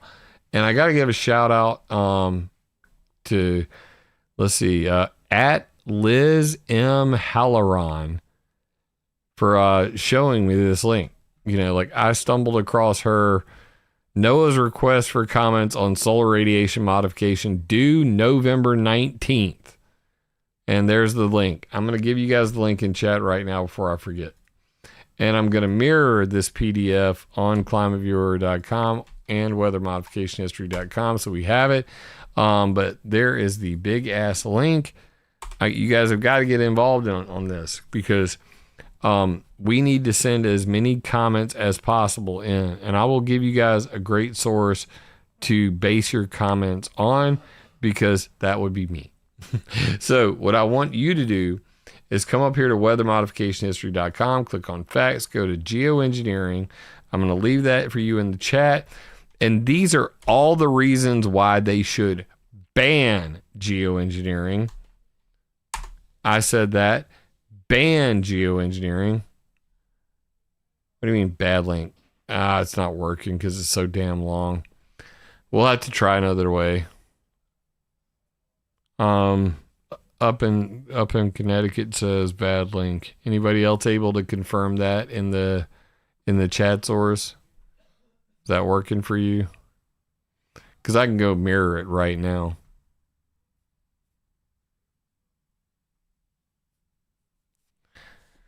Man, I should do it while we're live, because otherwise I'll put it off till tomorrow. Why put it off till tomorrow? What you can do today?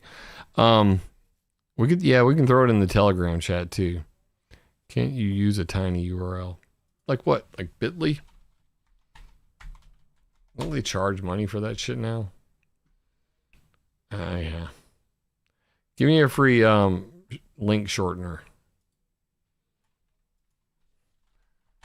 Tiny URL.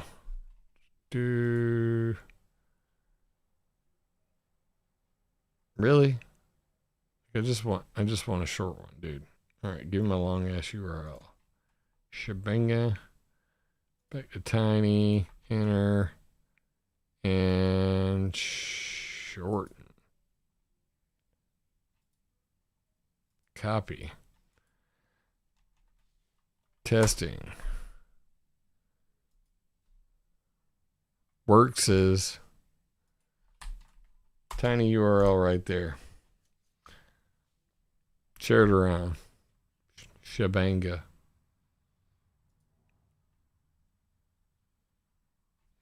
All right. So back to this thing real quick. Where was I at?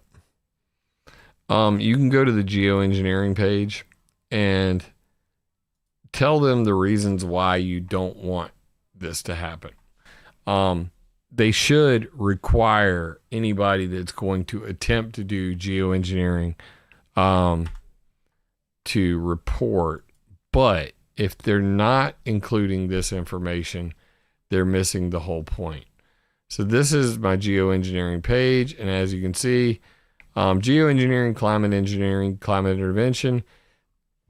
This matters for several reasons. Solar radiation management, earth radiation management, carbon dioxide removal. This is also called cirrus cloud seeding or cirrus cloud thinning.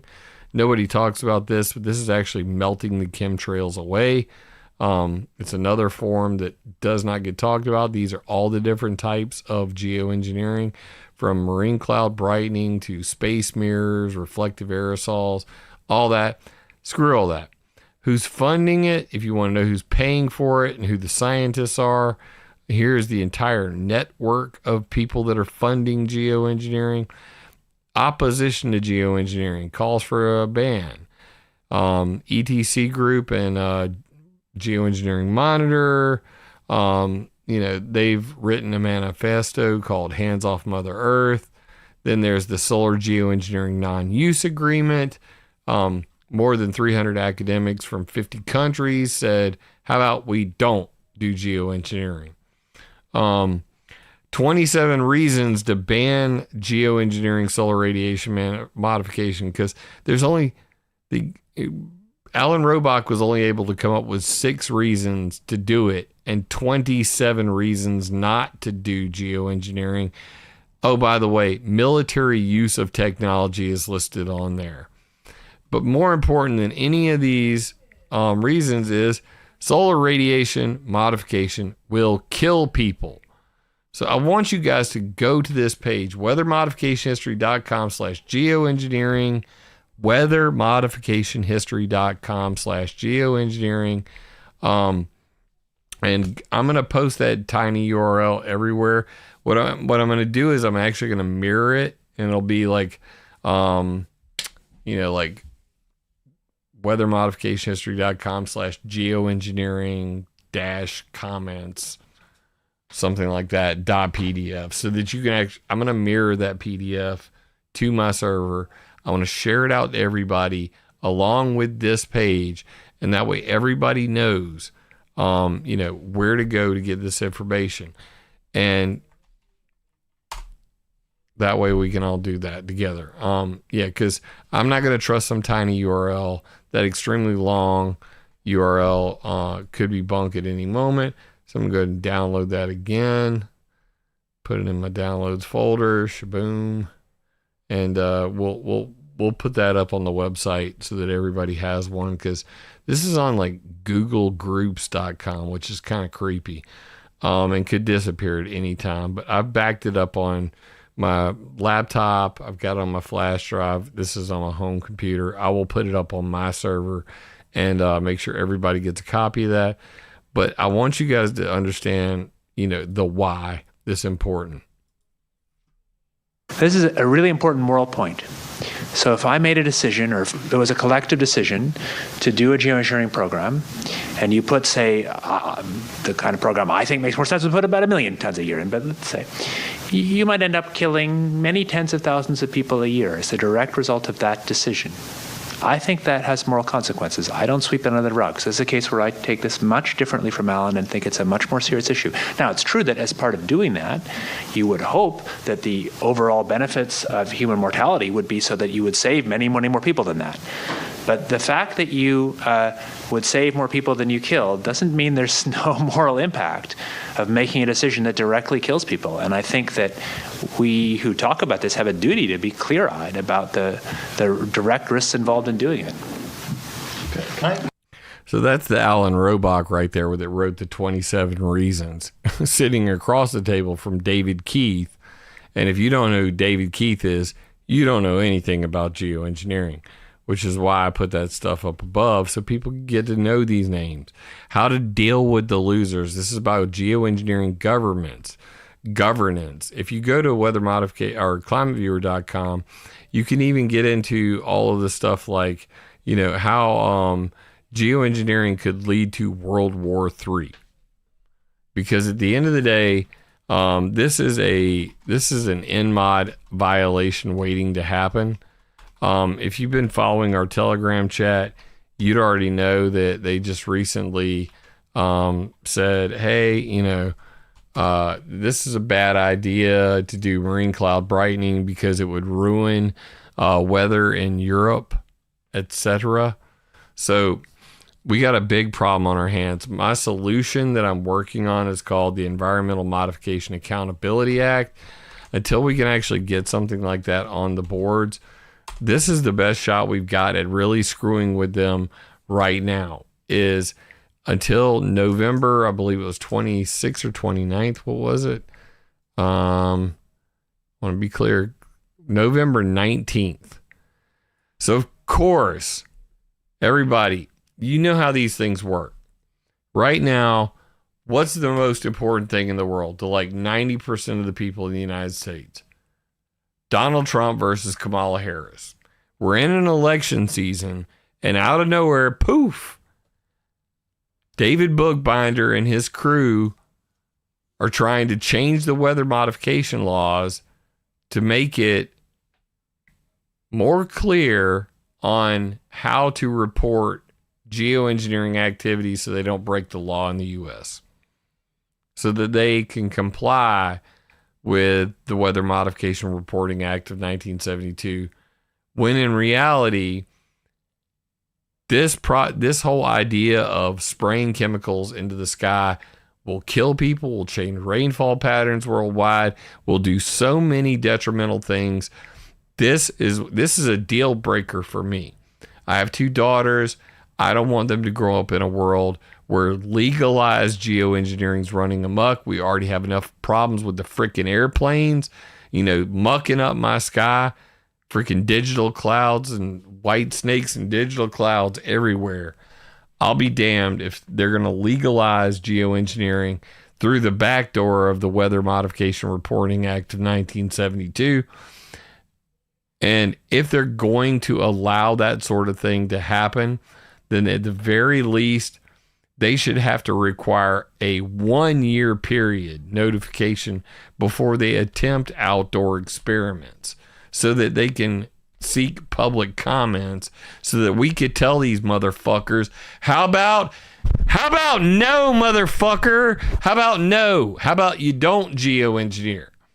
Because you have not been able to prove that cloud seeding has any scientific efficacy since 1947. You can't prove that you can make it rain in a localized area, but you want to dump chemicals worldwide and predict that you can control the temperature of the planet. You can't. So this is the most important thing to me. Talking about chemtrails is ancillary. Like, I never would have talked about chemtrails if I wasn't dragged into it kicking and screaming. I care about weather modification. I want it to stop. I care about geoengineering because this is fucking evil.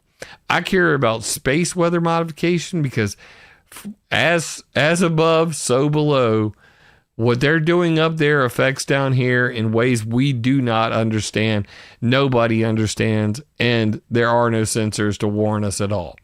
So, with this being said, the truth is scarier than fiction.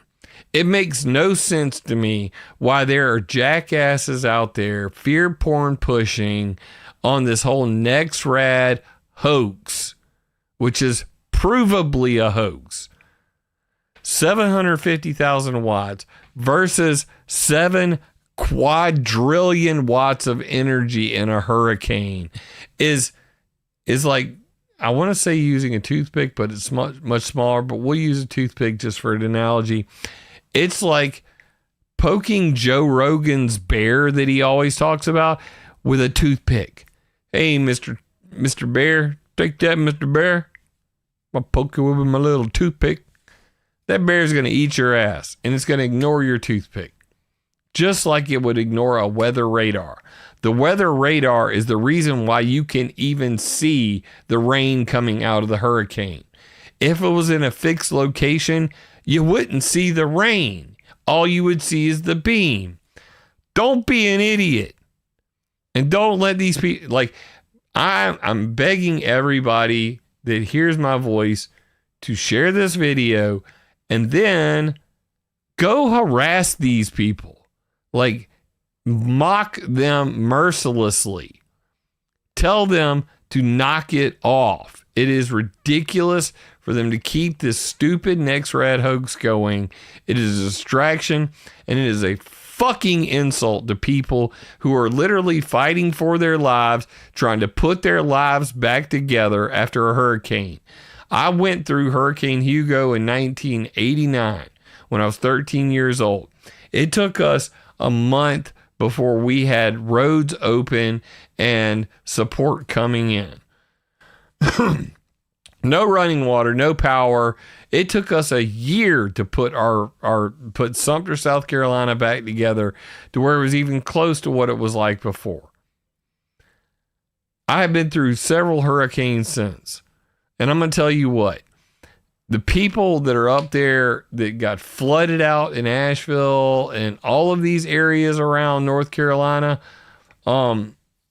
dude, it is insulting as fuck to take advantage of that to make a buck on YouTube. I'm not making shit on YouTube because you know what? I'm not going to flavor my words so that I can make a couple extra dollars on YouTube AdSense money. I do not give a damn anymore. I'm at the point now where I have done this for many years and I've had many fucks to give, and I'm running out of fucks, and I'm going to have to take a loan out for fucks to give about this topic. But I will, because this is a marathon, not a sprint, and my children are worth it. I will do this to the day I die. And I hope that you guys will support me by sharing this video and shutting this shit down. You're not going to be able to, because you know why? They're going to continue to do it. Some people are honestly just dumb enough that they believe it. And as we say in the South, God bless your heart. But for the knowingly misleading, just freaking fear porn vampires out there that are making these clickbait videos. And Brad, you know you're one of them. Into thin air. You know you're full of shit, dude. Like, if you honestly believe what you believe, that you believe this stuff, I would cordially invite you to call me. 803-450-4305. My phone number, my email address, my damn address is on my website. So it's not like these people couldn't reach out. They're not going to. You want to know why? Because they're making tens of thousands, if not hundreds of thousands. Oh, by the way, Dane totally whooped your ass, Brad. I'd be offended if I were you, because your video over here, no, this one, yeah, you got 27,000 views on that, and then he turned around and you put 2 minutes and 48 seconds of your life, not counting your intros and outros. You put a whole 2.5 minutes of your life into making this video. I know it took longer than that. I'm being reductionist on purpose, but Dane Wigington literally took 90 seconds of audio and just threw up a random ass video, which doesn't even show the little beams you were talking about. Like, he didn't even bother to do it. He's just like, you know what? Frequency transmissions and Hurricane Helene. 98,000 views in 8 days. Yes, you put your video out 10 days ago. He saw it. He's like, yeah, I could make some money on that. 27,000 views. What's he asking you to do? How about just go to the comments, because it's the exact same thing. Here's the details. To support Geoengineering Watch, go to support or mail me a check at P.O. Box in Bella Vista, California. Go to the very first comment. The exact same thing. Bro literally did 90 seconds of audio and then pasted the details and then pinned it in the comments. Like, hey, come over here and support me. Go to Geoengineering Watch. Come down here. Give me a donation. I made a 90-second video. I blew up for you people. I blew up for you people. Do you know how hard that was? That 90-second video of bullshit? Oh, please subscribe to my new... Fuck, straight up. I should. Because, you know, what's funny is, if I actually go to Dumbass Dane, King of Bullshit, real Geo... yeah, there it is. Watch. Oh, that's right. You don't want to talk to me. Why? Because you're a bitch. Dane, you are my bitch. You always will be my bitch. You are scared of me. And if anybody does not believe that this son of a bitch is scared of me, here's how you can confirm it 100%. Let's all do an experiment together. Go to geoengineeringwatch.com or .org. Go to any of Dane's profiles. Shit, they're all linked right here. He's got a Facebook, a TikTok, an Instagram. Dude, he has a TikTok? Like, what the absolute hell? I guess, something went wrong. Because he already got me like pre-blocked on. I don't have an account, so he's got 6,500,000 followers at 18,000 likes, and there's no videos, like none. His users' videos are liked videos are private, and it's. Am I missing something? Okay. Oh, okay. Oh, there it is. That's why he's got a 90-second video. Tornado outbreak. It's the NEXRADs. Oh, this is scummy. Must be nice to have somebody to like edit all your videos together for you, Dane. I wish I were rich like you. Oh my God, with your 222,000 subs and making all this bullshit. But anyway, the point I'm trying to make is this. Go to his YouTube, Instagram, Facebook, X profile, his TikTok, anywhere. And I'll bet you money. I'm willing to bet you, chat, straight up right now. This left testicle right here, bet it many times, never lost it. Had it my whole life. Absolutely love this guy. It's very important to me. But I will bet you my left testicle that if you go to any of Dane Wigington's, whether it's his YouTube or his website, and you mention this video, or you link to weathermodificationhistory.com or climateviewer.com, he will immediately ban you. That's right. It's a bet. It's a test. You do it yourself. The difference is, I want you to go to Dane Wigington's website. Go to hell, I literally put the cover of the video is an advertisement for this dumb motherfucker. All right. So go to geoengineeringwatch.org at Dane Wigington and let him know how I feel about all this. Let him know that Jim Lee said you are completely full of shit on this stupid radar stuff. And when you get there and you link to my website, he will ban you. I don't care if you have been supporting him for 10 years monetarily. And trust me, I've got people who are Patreon members of mine who said, yo, I took the dare that you said, and I went to his thing, and he immediately blocked me. And then I emailed him, and I said, dude, I've been like donating to you for 10 years now, and you blocked me. Why are you, what are you scared of Jim Lee for? And no response. That's it. So these fear porn pushers, they're going to keep doing it anyway. But the least we can do is get educated on this stuff and then mock the hell out of these people. You don't have to turn into a full-time debunker or anything. But you know what?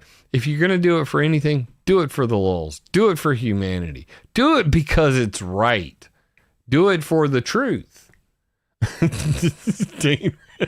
Oh God, y'all are gonna go harder on him than I am. Like, don't knock him. What are you gonna do, this guy? I'll knock him all I want. I mean, he's not gonna debate me again. I debated him in 2014, and I whipped his ass so bad in that debate. He threatened John Massaria with a lawsuit if he released it on the internet, because it would totally ruin his freaking reputation. And he's threatened to sue me several times, and everybody I know who's a content creator. So do I have a beef? Yes, I do. We are not the same team. Rebecca Isme. We are not the same team. Not even close to the same team. 5 years ago, I was literally willing to accept the argument that, hey, we're on the same team. Do it for the team. Don't shit on Dane. It's bad look. It hurts the fight against geoengineering. This man has never lifted a finger to fight geoengineering. And if anybody could show me anything that he's ever done to try to stop any geoengineering, any actions that he's done, anything pragmatic, then I will agree we're on the same team. Nope. Not happening. Never will. He's done absolutely nothing except for make videos and make money off of it. We can't win this way. Yes, we can. We certainly can. We can't win when you got a guy like dumbass Wigington, Vane Wigington, telling everybody that contrails are not real, that planes cannot create contrails, that geoengineering's already occurring, that global warming is real, and that we're all going to die from methane. These are things he says. Everything on the planet is dying because of geoengineering, and that planes don't make contrails at all. Jet fuel doesn't exist. Ship tracks were caused by secret geoengineering programs from planes. There weren't even ship tracks. Everything he's ever said is, I get that you mean well. You just don't know the guy. And I'm telling you, you should watch my video on Dane Wigington, and then you'll understand why. But I'm going to stop ranting on that, and we're going to hang it up for tonight. Guys, I love you, mean it. Let's just end on a happy note. I am happy that I was not killed by a damn hurricane. And every year that goes by and I'm not killed by a hurricane, that's a good thing. And I am praying for the people up in North Carolina. I was in a bunch of egg spaces earlier, listening to firsthand accounts, and the amount of fear porn. I was literally listening to a YouTube video earlier where people were claiming that 1,000 dead people up in, that they had 1,000 body bags filled and they needed more body bags. And every person that I talked to who was from North Carolina in the area is like, no, it's not even close to that. There's nothing like that going on. So there is so much fear porn going on around these hurricanes. I think it's disgusting. As a person who's lived in the South most of my life, as a person who's lived through several hurricanes, it ain't no fun. And having people out there profiting off the bullshit, it's just disgusting. It's ick to me. I mean, it's totally ick. So that if you think that I'm, coming from a bad place, it's just, for me, it's personally atrocious. So that's where I land on that.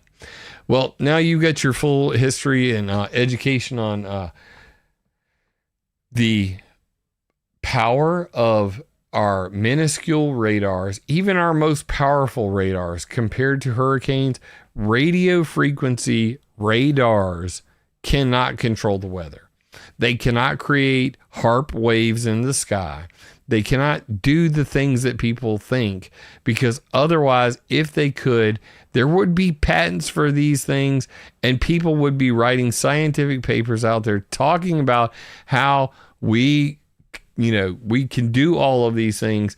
There haven't even been, hacked papers released from the government, even hinting at these ideas. So the lasers, yes. Cloud ionizers, which is electrical rainmaking, yes. These things are true.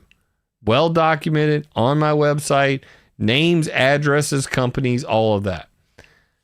This radar controlling the weather crap is bullshit. Theoretically, physically impossible. And that, and or as Paul Harvey would say, and now you know the rest of the story. Now, being that I am not an expert, I do leave open the possibility that there are, some of these straw man high frequency rays rolling around and the military has some kind of new technology nobody knows of. But I'll tell you this, it ain't fucking NEXRAD Doppler radars. And with that, love you, mean it. Catch you on the next one. Guys, I've been working tirelessly on my mother-in-law's mobile home that I set up for her. She's finally out of the house. She's been living with us since January. Woosah. But again, this weekend, all weekend long, over there working on the floor, now in the living room, into the hallway. I'm going to continue to be working 40 hours a week during the week, coming home at night, trying to get stuff done. I'm trying to create a new website, just completely. Where is my chemtrail video, my Dane Wigington video on chemtrails, or my video on Dane Wigington? I will share that right now. Dane, right there. There it is. View on the YouTube. Message, multiple in here, and that one. So for anybody that wants to, look it up, there it is, right there in chat. And if you make it through that 2-hour video, you will know why he is one of the most hated sons of bitches on the planet to people who have been in this movement for the better part of 10, 15 years. He has literally sued everybody, stolen most of the stuff that's on his website, and the list just goes on and on and on. It's just nothing but tacky.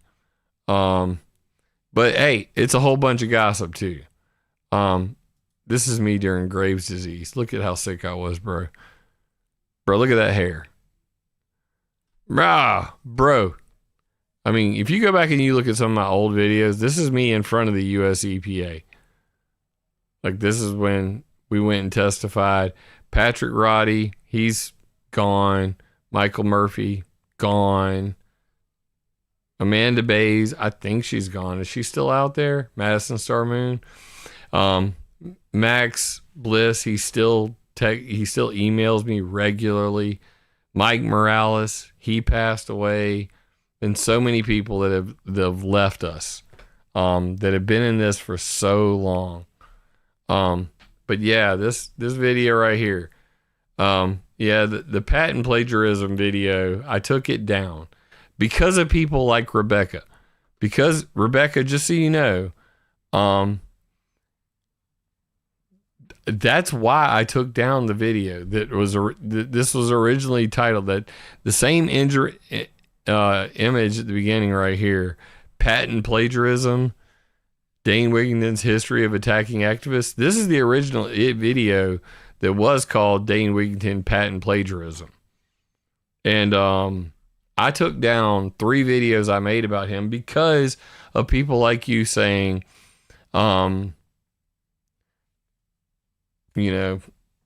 same team, we should all just get along.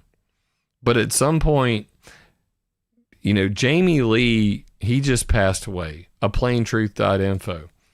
And he got the same lawsuit threat from Dane that I got, that Renette Senham got, that everybody got. I mean, he threatens to sue everybody. Max Bliss, the guy I was just showing you, like Max Bliss, Dane got his channel deleted. Like, I'm gonna tell, if you want to know, you just watch this video. It's all in here. Like, I go through the whole damn history of all the bullshit he pulled, and it's just insane. I mean, it's absolutely freaking insane. I'm looking at this video right now and I'm going, what kind of, there's the lawsuit right there. This is the one to him. And turns out his name was James W. Lee. The hell? I represent Dane Wigington of Geoengineering Watch, collectively GW. I am writing you to request the cease and desist from violating GW's copyrights. Meanwhile, he steals all his shit from other people. But Jamie Lee, at least he was a real one. You know what I mean? He was covering the Paradise Fire. He was doing so much work. He went to the Paradise Fires, for fuck's sake. Dane doesn't leave his house unless it's to do an interview. He's rich, if you guys didn't know that. The dude's filthy rich and still, taking freaking donations from people. So, yeah. And then I think I showed mine as well. Yeah, this one's to me. Looks similar. This is when he sued me, Gomez LLC. I swear to God, this guy doesn't even exist. I ought to call this freaking dude. Now, you threatened her with a lawsuit. You threatened somebody who's trying to do something who just came into this field. I'm done with you bullying people around with your stupid fucking lawyer. Period. So, Dane Wiggin, piece of shit extraordinaire, had his backstory. You probably want to know why. Let's go to the end real quick and just read. I hereby place you on notice that you are misinformed and you risk incurring liability when you falsely claim copyright infringement. I copyright claimed him. So if you want to watch the whole damn details of how Dane Wigington does lawfare on everybody in the community, just watch the damn video and you'll get it. And I honestly, I don't give a fuck what Dane does. Like, he can say whatever he wants. He can go on the interviews. This is not about being jealous. Don't even care. If I cared, I'd be on here making more videos and I'd be like trying to win you guys over. I wouldn't be telling you it's contrails, not chemtrails. The NEXRADs don't steer hurricanes. I'd be doing the shit he's doing. I'd be talking like Alex Jones every fucking day, and I just wouldn't even put my face on the video like he does when he puts his videos out. He doesn't even put his face on there. And I would just tell you how scary everything is, because it's so damn easy. So much you gullible fucks would just buy it all up. And it's so easy. But I'm not going to. I'm never going to. So with that being said, if you guys are watching, quite frankly, tomorrow, I'm probably going to call into that. I was on the Kate Daly show Friday from 4:30 to 5.